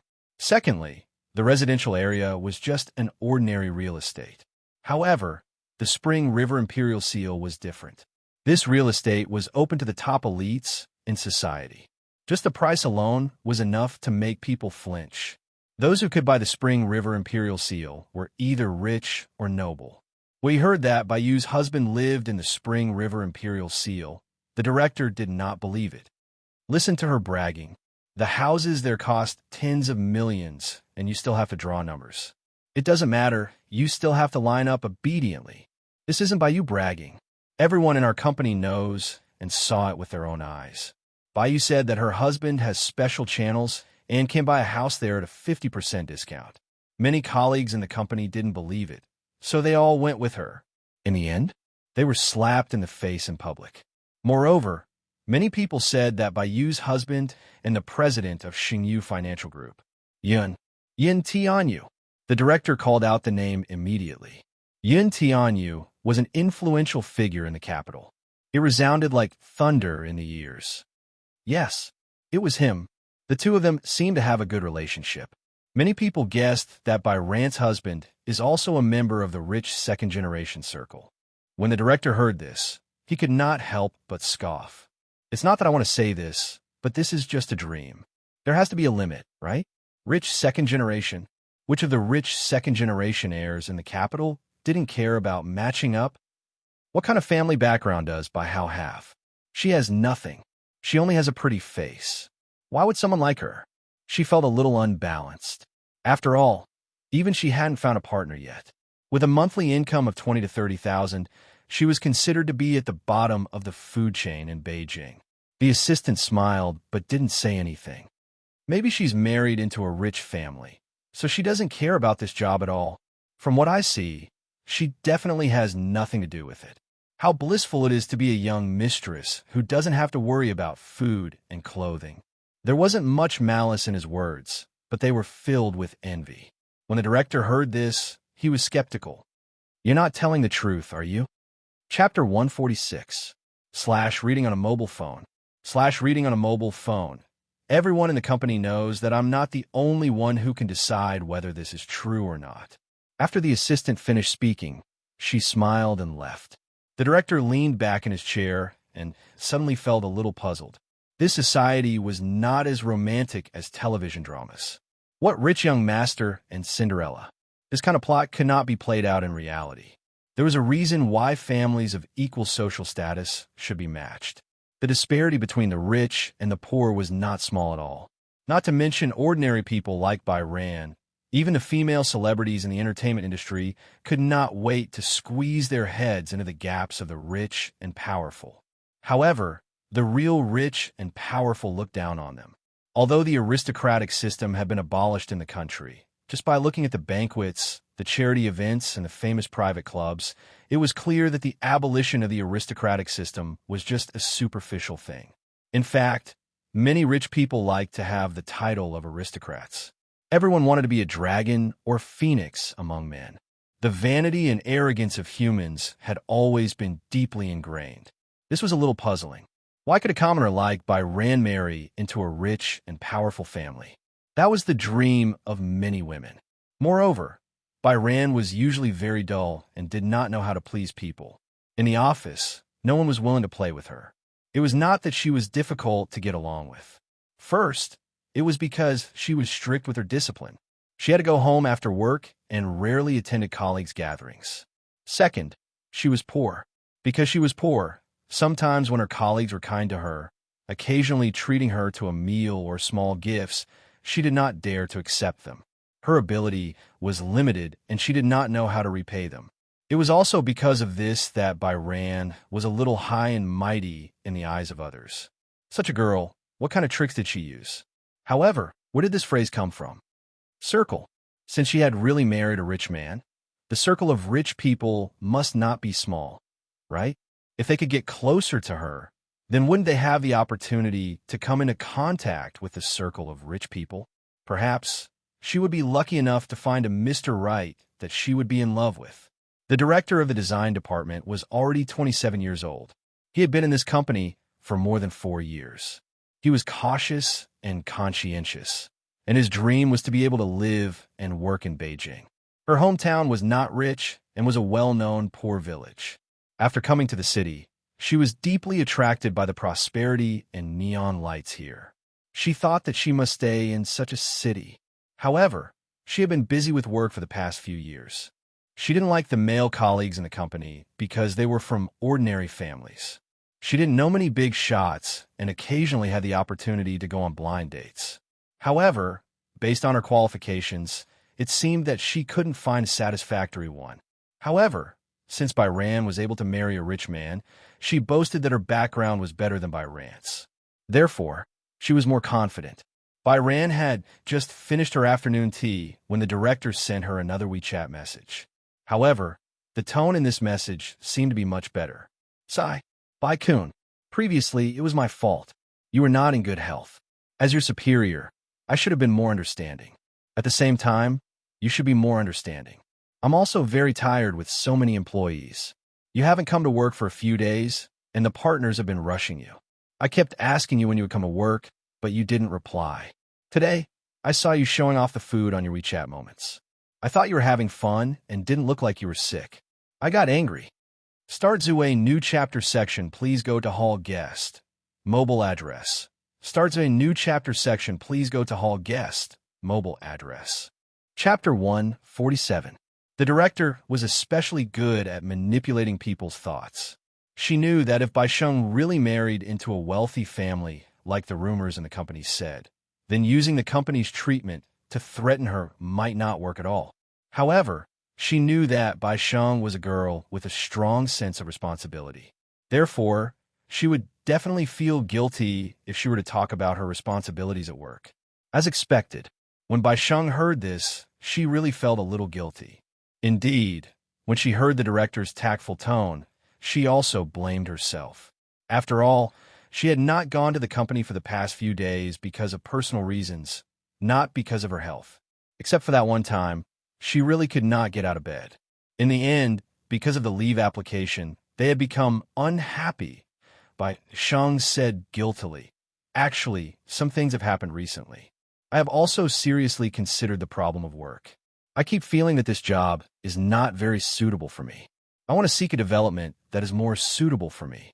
At that time, it was indeed because I was not feeling well, but when I applied for leave, the company's handling made me feel a little disappointed. So, I understand. I also understand. You've been wronged. So are you a little disappointed with the company's leave application system? Baisheng said bluntly, "Yes. If it's because of this reason, I want to apologize to you solemnly. At that time, there was indeed a misunderstanding. When the employee was not feeling well, as the company's manager, I did not comfort her immediately. Instead, I questioned and was aggressive. It was indeed the company's fault. The director's sincere apology stunned Bai Sheng. If she had known earlier, this director had always been extremely harsh to her. Suddenly, he became so gentle and considerate. It was hard for her to get used to it. Bai Sheng held her phone in a daze. Gu Qingze drank his tea casually at the side while observing her expression. However, he remained silent.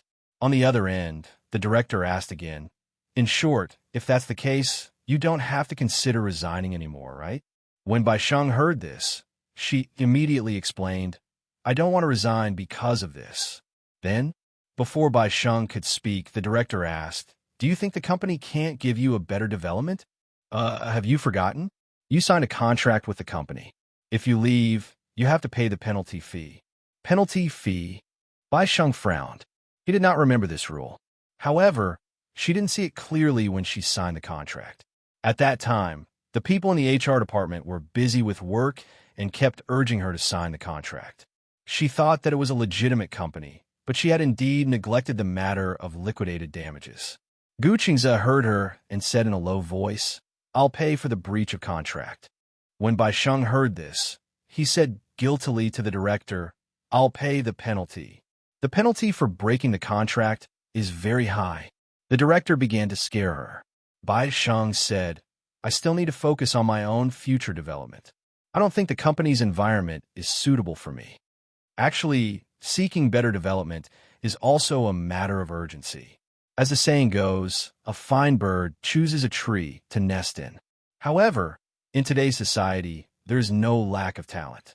Who doesn't require many years of work experience to find a job outside? You can work here for a few years and become a senior designer. Then, you can set up your own company. Chapter 148. Reading on mobile phone. Reading on mobile phone by Ran was stunned when he heard that.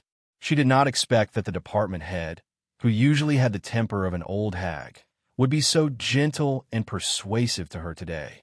Was it really the same person? Bai Yan was not very good at rejecting people. Perhaps, since she was young, there were too few people who treated her well.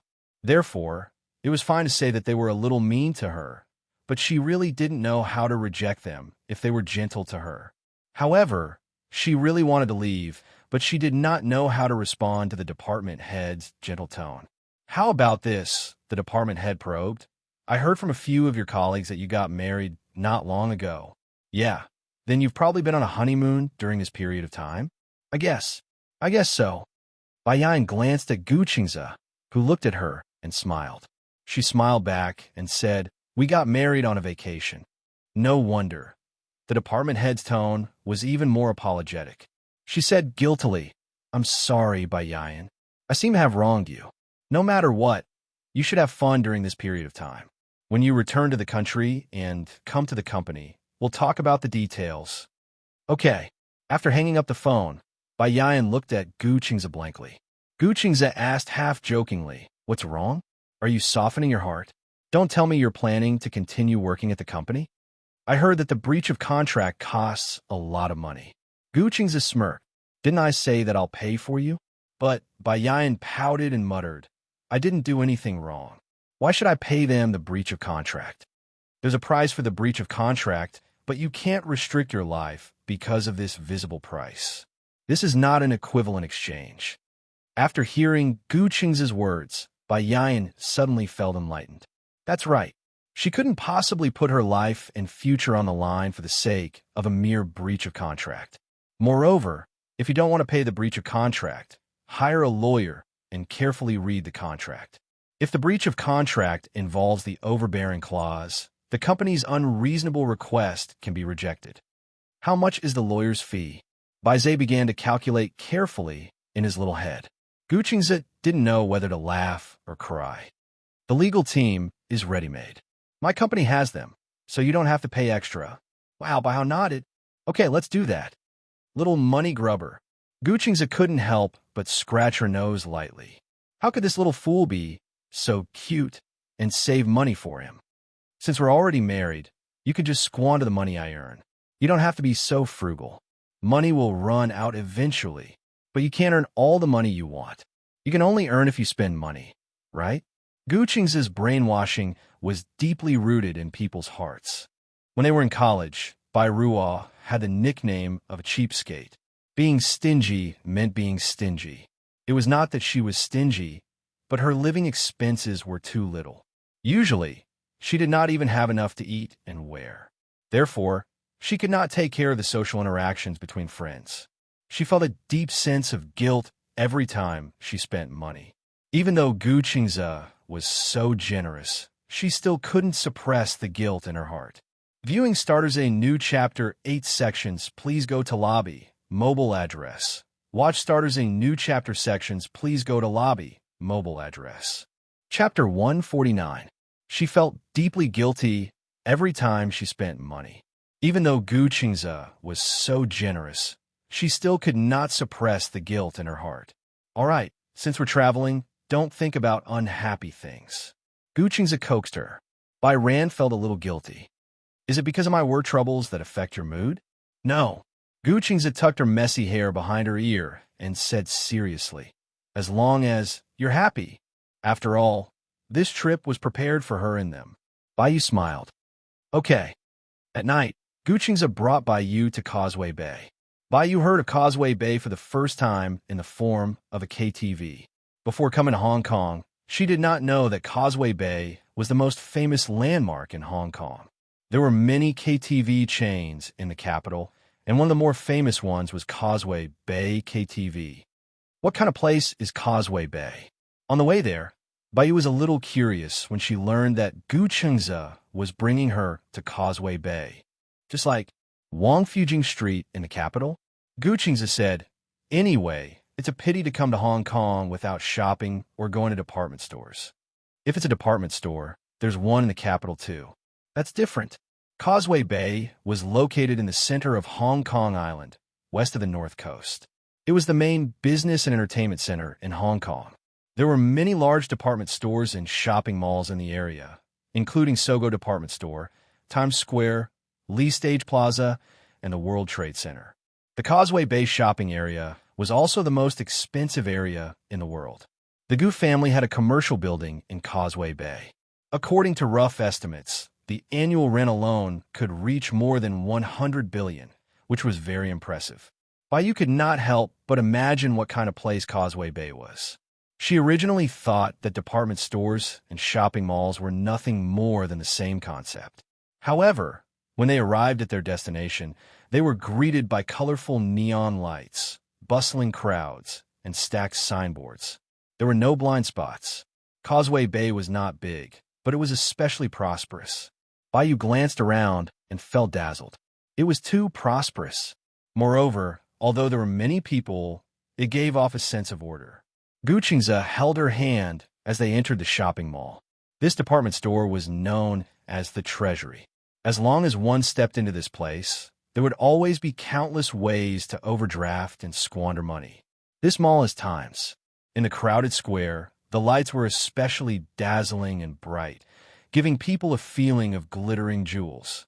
Bai Yin felt that his eyes were stinging. Gu Qingze brought her to the Gucci counter first.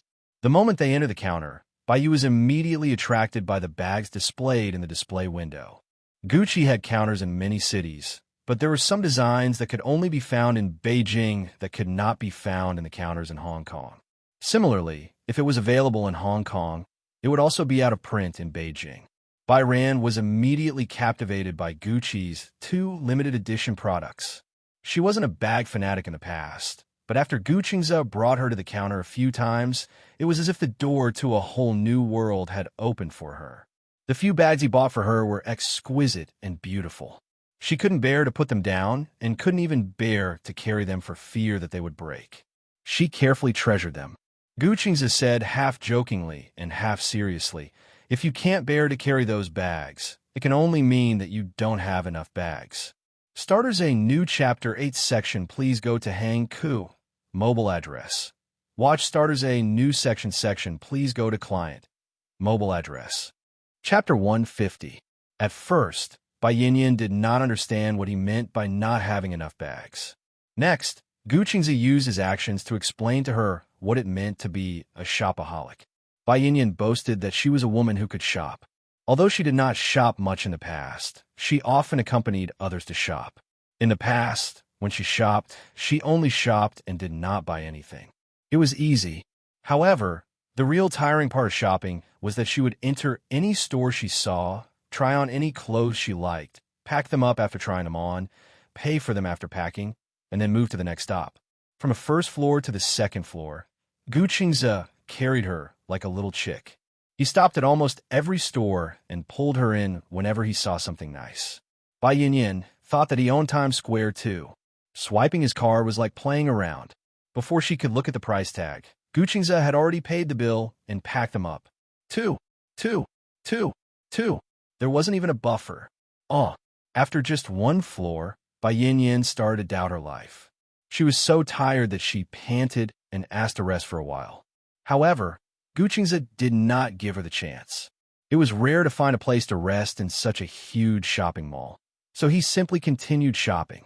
Bags, jewelry, branded clothes, cosmetics, lipstick. Gu Qingzi, who had been single for so many years, had accumulated a lot of money for a wife. In addition to this trip, he had plenty of money. Therefore, he seemed to have been liberated and went crazy. Gu Qingzi must be an oddity, the complete opposite of other men.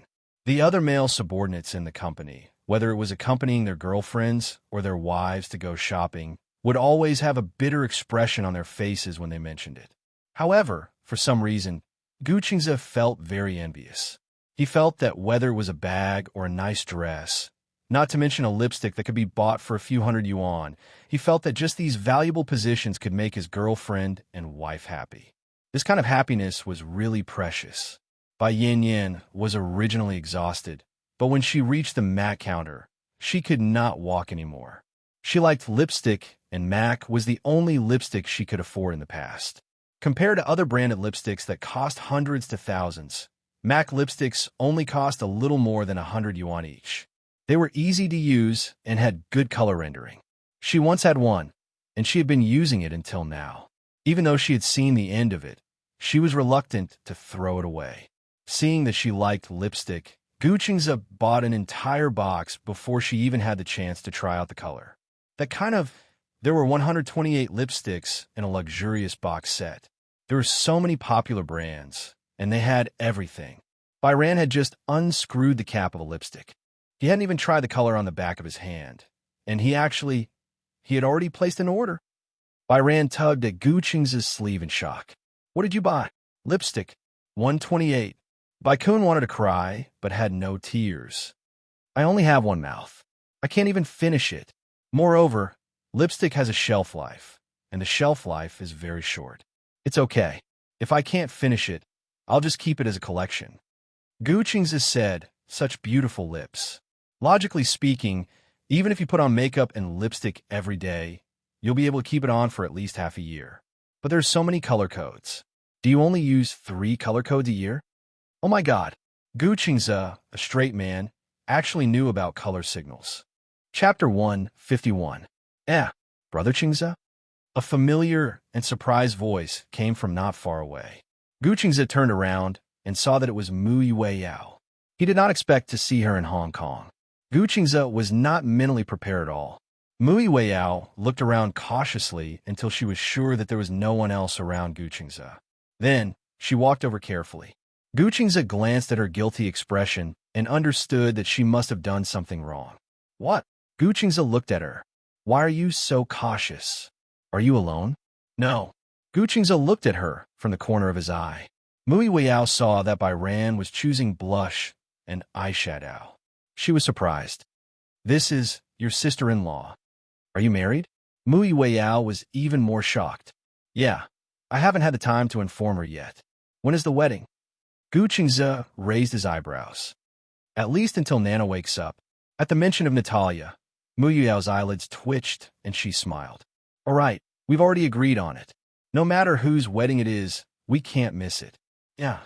Then Mu Yueyao looked at him and then at Bai Ran. She asked curiously, "Why are you in Hong Kong?" We're planning to travel and get married first. As for the ceremony, we'll officially send you an invitation when Nana wakes up. Okay, then I'll wait for Brother Ching's wedding invitation. After a pause, Mui Wei outside. I wonder when Nana will wake up. Tell me honestly. Gu Qingze suddenly said something out of the blue. Huh? Mui Weiao pointed at herself. Me? Uh-huh. It's not the holidays now. Why are you in Hong Kong? Don't you have class? Mui Weiao's face turned red. She was extremely embarrassed. Did you skip class again?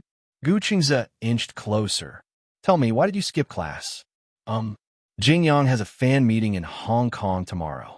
I wanted to come early to pick him up in... Gu Qingze's face darkened at the mention of Jingyang. You guys haven't reconciled yet? Mu Yuiao's face fell at his words. She let out a long sigh, turned around, and rubbed her forehead with a headache. I don't know. He seems to be avoiding me, but even if he doesn't forgive me, I don't care. Even if she could only hide in a corner and secretly watch him, that would be good. Gu Qingze sighed internally. Yueyao was the little princess of the Mu family. She had been doted on since she was young. No one was willing to let her suffer the slightest grievance. Why did it have to be Jingyang? It was simply a calamity in her life. It had been 5 years since that incident. Jingyang still could not forgive Yueyao. However, everyone felt that it was not Yueyao's fault. However, Jingyang stubbornly believed that it was her fault. Yueyao also felt that she had let Jingyang down. Hence, in front of Jingyang, she hid her princess-like arrogance and was careful. She even had a sense of inferiority that did not match her status. She wanted to make it up to Jingyang as much as possible. She had also said that she wanted to atone for that incident. However, Yueyao, don't torture yourself because of that incident. Chapter 152. It's been so long. Are you still unwilling to let go of yourself? Gu Qingze's heart ached for her. She was not responsible for what happened back then. However, after so many years, Yueyao still refused to let go of her. I also want to let go of myself. Mu Yueyao looked up. Her usual innocent smile was gone as she said calmly, if you want to let go of yourself, you have to let go of him. She suddenly clenched her fists and bit her lip hard. Gu Qingze's heart ached as he raised his hand and pulled her into his embrace. Bairan had just finished choosing her eyeshadow. When she turned around, she saw Gu Qingze hugging a girl. She was surprised, and many question marks popped up in her mind. What was going on? Why was he hugging a girl in an unfamiliar city? Bairan did not think too much about it at first. Instead, she had a strange idea. There were many new street games nowadays. For example, blindfolded hugging and kissing any stranger. For example, the recently popular TikTok app, many boys and girls took their phones to the streets to tease passers-by.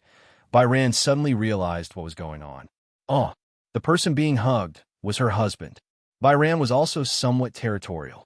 She immediately walked over with a smile, but she aggressively walked behind Mu Yueyao. She lowered her voice and suddenly said, "What are you doing?"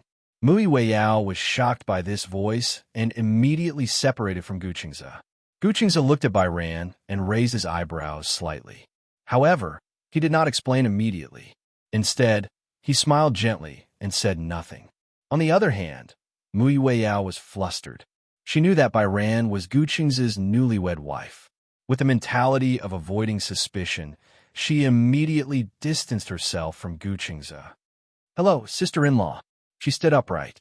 Her outstanding performance in the military training in university made Bairan think that she had a military background. Aya, what a coincidence. It's fate to meet big brother Qingze and sister-in-law here. Ha ha. She laughed awkwardly, which made Baihao puzzled. This girl, why did she feel so guilty? Mu Yueyao was stared at by Bairan and felt even more guilty. She quickly tried to smooth things over. Big brother Qingze is so mean. When did he get married? He didn't announce it to the public. Baihao got straight to the point. Why were you hugging each other? Mu Yueyao explained, because brother Qingze and I haven't seen each other in a long time. I didn't expect to meet you in Hong Kong. Bairan looked at Gu Qingze suspiciously. Gu Qingze smiled and explained, I haven't had the chance to introduce you. This is Yueyao Mu. Ugh. Do you still remember my friend at the Spring River Heavenly Seal? Yes. Remember, his name is Yun Tianyu. Yueyao is his biological sister. His biological sister. No wonder when Bai Ran saw Yueyao, he immediately felt that there was something familiar about her. Just like Yun Tianyu, whom she met at the Imperial Seal, and also the movie Queen, Yun Shishir. So she was his biological sister. Bai Ran's face turned slightly red. After all, she had misunderstood Yueyao just now. Yueyao. She smiled and extended her hand to Yueyao in a friendly manner. Hello, I'm Bai Ran. Yueyao hurriedly extended her hand. Hello, sister-in-law Bai Ran. Don't call me sister-in-law. It sounds awkward. No, sister-in-law is sister-in-law. Chapter 153. All right. Gu Qingze was amused by Yueyao's flattering look. Which hotel are you staying at? Hilton. When are you going back? Just as Gu Qingze finished speaking, Bai Sheng added, Why don't we have dinner together later? Mu Yueyao quickly shook her head. It's okay, no. Let's go together. I have to pick her up at the airport later. Pick her up at the airport? Bai Ran looked at Gu Qingze in confusion. What does this mean? Gu Qingze said, She has something to do later. I'll treat you and Jingyang to dinner tomorrow. Okay. Mu Yueyao quickly retreated. Bai Ran looked at her back view strangely and asked curiously, What's going on? She seems very shy. Gu Qingze was a little embarrassed. Well, it's because I didn't have time to tell her about my marriage. It was indeed rushed. Also, wasn't our previous marriage considered a secret? I didn't tell my friends and colleagues either. So, it's normal that your friends don't know. You don't have to look so guilty. Gu Qingze's lips curled into a smile. Suddenly, he looked at her mysteriously, but there was a hint of playfulness in his gaze. Your reaction just now seemed particularly strange. Strange? What's strange? Being stared at by him. Bai Yu felt inexplicably guilty. Gu Qingze's gaze deepened. He lowered his head and asked in a voice that only she could hear, You saw me hugging another girl just now. From your gaze, it seemed like you were jealous? Bai Ran was so shocked that she almost bit her tongue. She stuttered, I wasn't jealous just now. I was just a little surprised. Is it difficult to admit that you're jealous? Gu Qingze pinched her nose lovingly and dotingly. Tell me, you're jealous. Bai Hao held his breath and puffed his cheeks. This feeling of being seen through was so embarrassing. She had always wanted to be a magnanimous wife. However, when she saw her husband hugging a strange girl, her first reaction wasn't to find out who the girl was, but to feel jealous. He felt that the scene was very eye-piercing. Bai Hao was like a kid who had made a mistake. He lowered his head. If I'm jealous, will you feel unhappy? Gu Qingze raised his eyebrows. How can that be? I'm happy that you're jealous. Why? Because I would think that you must care a lot about me. That's why you're jealous. As Gu Qingze spoke, he gently kissed her cheek. Sometimes, I wish you could be more petty. When Bai Yu heard this, his face turned even redder. She pursed her lips. When she heard this, she finally admitted, I was a little jealous just now. I felt sour, huh? Gu Qingze suddenly laughed softly. His voice was especially pleasant to the ears. It was as clear as spring water, without any impurities. Hearing this voice, Bai Ran's face burned even more. She could vaguely hear him ask, Have you chosen your eyeshadow? Here's the ticket. Bai Ran lowered her head and passed the ticket to him. Gu Qingze said to her, Wait for me here. I'll go pay the bill. Okay. Bai Ran kept her head down as she secretly watched Gu Qingze's back view as he went to pay the bill. The more she watched, the happier she felt. Watch first appearance A new chapter section please go client. Mobile address. Watch first appearance in new chapter section please go client. Mobile address. Chapter 154. After shopping in Times Square, Bai Ran had done a lot of planning before coming to Hong Kong. Therefore, she suggested that they go to the online celebrity restaurant to check in. In the age of the internet, the concept of online celebrity restaurants and online celebrity dessert shops were everywhere. However, Gu Qingze did not have a good impression of online celebrity restaurants. The so-called online celebrity restaurants were actually cheap, affordable, and more delicious. In the past, when he was on a business trip to another city, he would occasionally want to go to the online celebrity restaurants on a whim. However, in fact, many online celebrity restaurants often had a bad service attitude. Perhaps it was because business was too good and they had to serve many customers every day, so the waiters' tempers were not necessarily too good. In fact, there were countless places that were better than the online celebrity restaurants. It was just that because of the price, they did not have much exposure. Gu Qingze was not very willing to go to the online celebrity restaurants because, as expected, the attitude of the staff should be quite bad. Some people did not care about the service attitude. However, Gu Qingze was a very particular man. He was not willing to spend money to get angry. Don't go to the online celebrity restaurants. Gu Qingze suddenly said, I don't think there's anything good about the online celebrity restaurants. Huh? Actually, there are many restaurants that are better than the online celebrity restaurants. I used to come to Hong Kong for business trips often, so I know a few good restaurants. Do you want to try them?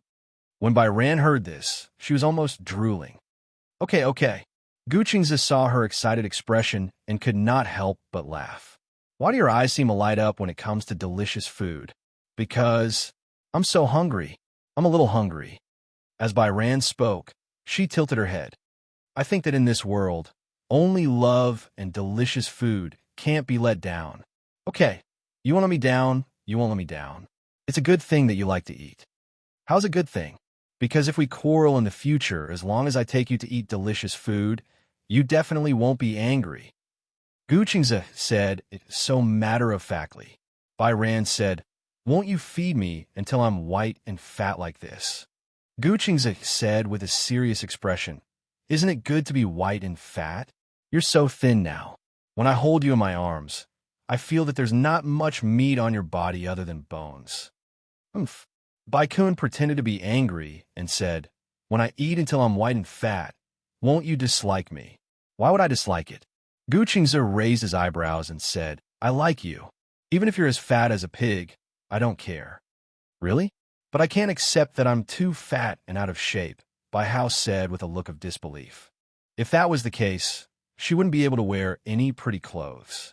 She was obsessed with beauty, so she was especially strict with her body. Gu Qingze pinched her cheek and said, to be honest, I don't like you when you're too skinny. If she had more meat on her body, she would be even cuter. If you're too skinny, I won't feel comfortable holding you in my arms at night. It's not good to be too fat. Yes, it's a little meaty. A little plumper is enough. When Bai Kun heard this, he was still a little skeptical. Let's go. If we're any later, we'll have to line up again. Gu Qingze naturally held her hand. Viewing Starters A New Chapter 8 Sections, Welcome to Hall of Visitors, Mobile Address. Watch Starters A New Chapter 8 Sections, Welcome to Hall of Visitors, Mobile Address. Chapter 155. Gu Qingze knew that there was an authentic Cantonese restaurant in Hong Kong that tasted pretty good. Hong Kong was inclusive of all things. The food culture of various countries bloomed here. However, when he came to Hong Kong, he naturally had to taste authentic Cantonese food. Gu Qingze often went abroad, but after traveling to so many countries, he still felt that China's food culture was the most delicious. Gu Qingze had a preference for Cantonese food. In Hong Kong, there were many authentic Cantonese dishes, but for the picky Gu Qingze, the restaurants were also divided into different grades. As he was a regular customer, he would come to this restaurant every time he came to Hong Kong. Purple Air from the East was the name of this Cantonese restaurant. It was very recognizable and was easy to remember. When the manager saw Gu Qingze, he welcomed him warmly. Are you here on a business trip again? No. Gu Qingze pushed Bai Sheng in front of the manager and introduced her solemnly. This is my wife. This is our wedding trip. Hong Kong is the starting point. We plan to travel around the world to commemorate our wedding. When a manager heard that it was a wedding trip, he was a little surprised. A wedding trip? Yes. Although there were many people who wanted to go on a wedding trip, and it was trending, not many people actually took action. When he heard that it was a wedding trip, the manager was so excited that his face was flushed red. Mr. Gu, you came at the right time. We have a honeymoon room here. It seems that fate has decided to prepare it for you. Gu Qingze nodded and held Bai Sheng's hand as he followed the manager to the room. Along the way, Bai Sheng was really getting more and more nervous. The restaurant's furnishings were especially luxurious. Although many glittering elements were used, they were not tacky. Instead, they showed a noble style. Bai Sheng was a little worried. She asked nervously in a low voice, "Will the expenses here be very high?" It had almost become an instinct for her to care about the amount of expenses. Because her life had always been tight, no matter what expenses she had, she would prioritize whether the amount of expenses would exceed her expectations. Gu Qingzi said seriously, "From now on, you're not allowed to think about spending anymore." "I'm worried." The worry on Bai Sheng's face was so serious that Gu Qingzi didn't know whether to laugh or cry. "What are you worried about?" "I'm afraid they'll spend too much money. What if I don't have enough money to go home halfway?" Gu Qingzi tried hard to hold back his laughter and said, "Then I'll sell you, okay?" In a moment of desperation, Bai Sheng blurted out, "But I don't think I can sell for much money."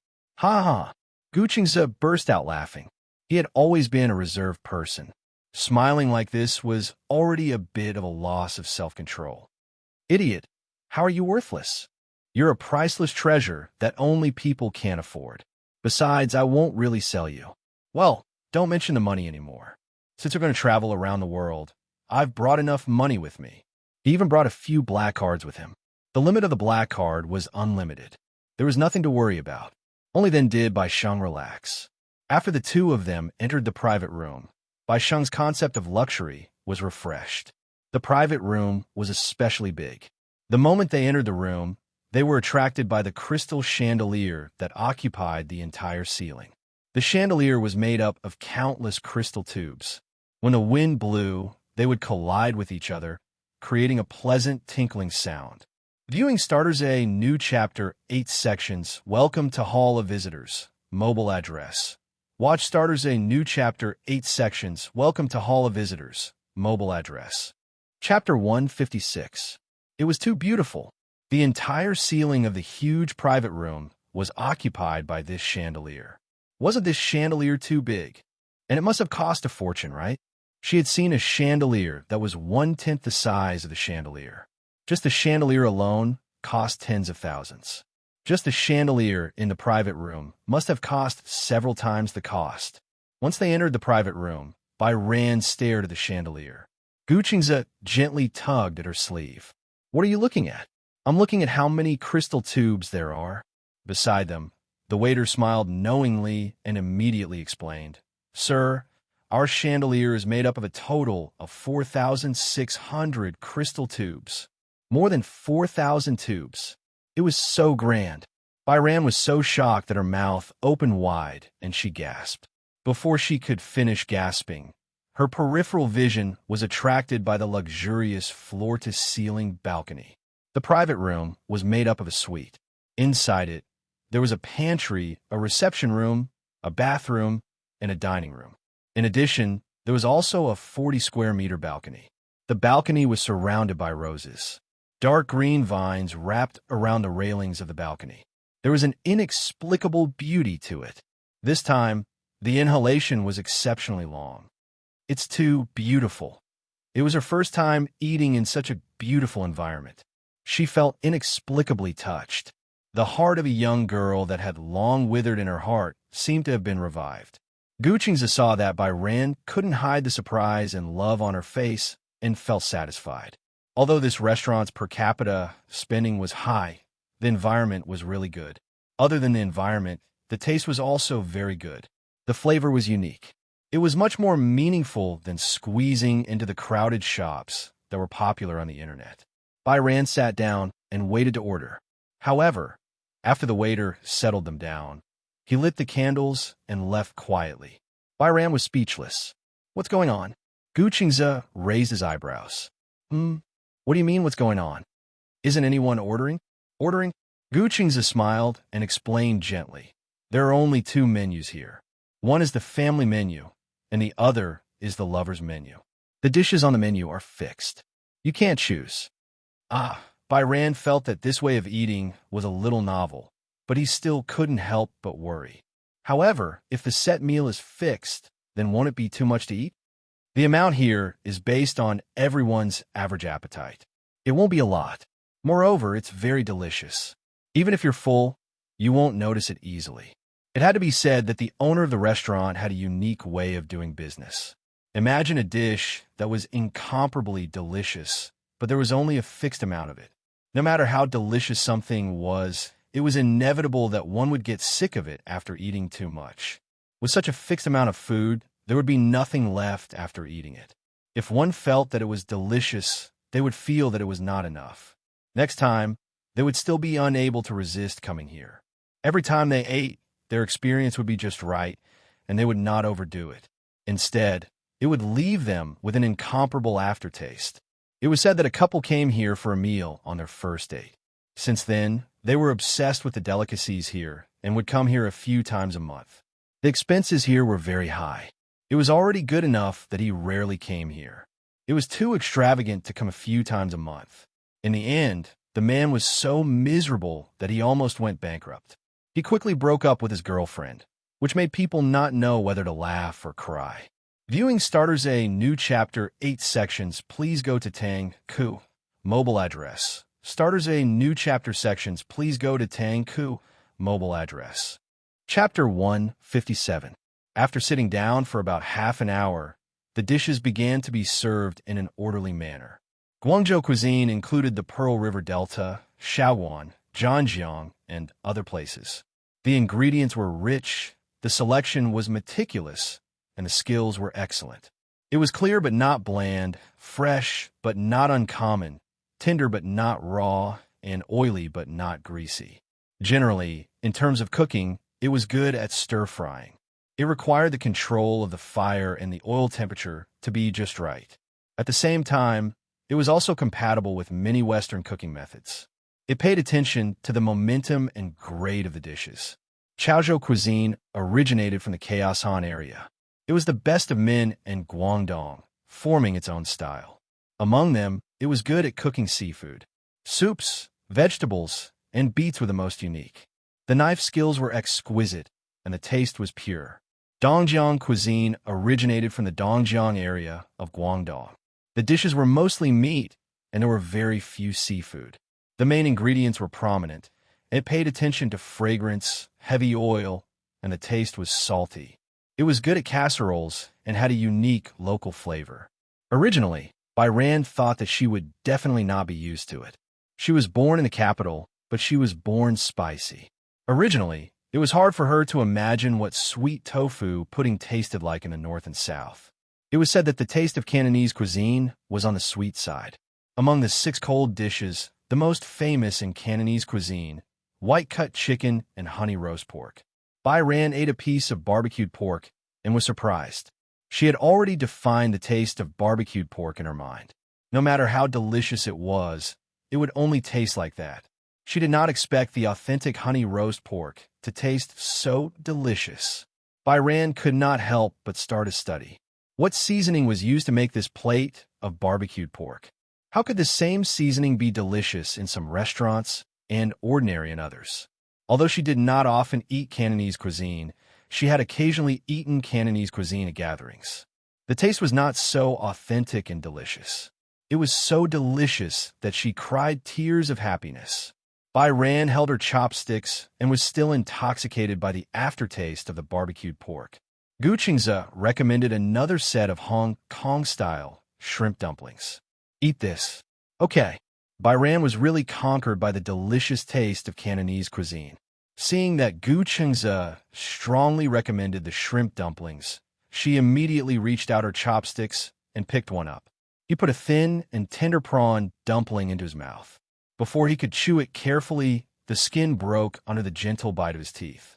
The fresh and tender gravy and the delicious aroma of the prawns immediately rushed into his mouth. Ugh! Bai Hao's eyes brightened. He couldn't help but twist his body and shake his head. He looked so cute. Gu Qingze didn't know whether to laugh or cry. This is so fun. Why are you jumping up and down while eating? It was as if they were dancing. Delicious. Bai Hao couldn't help but pick up another one. As soon as he put it into his mouth, he started to nod like a little rabbit. Gu Qingze had never seen a person who wanted nothing more than to dance while eating. Ever since he was young, he had received a strict upbringing. Gu Jinglian was especially strict when it came to family education. Although they were not as strict as before, they had more rules than ordinary families. When he was young, whenever he ate something delicious, his body would shake uncontrollably. However, as he gradually grew up, he followed the rules and basically did not show any emotions when he ate. Whether it was delicious or not, it was all the same. If Bai Ran behaved like this, Gu Jinglian would say that he had no manners. However, he felt that Bai Hao's unruly display of his true feelings was very cute.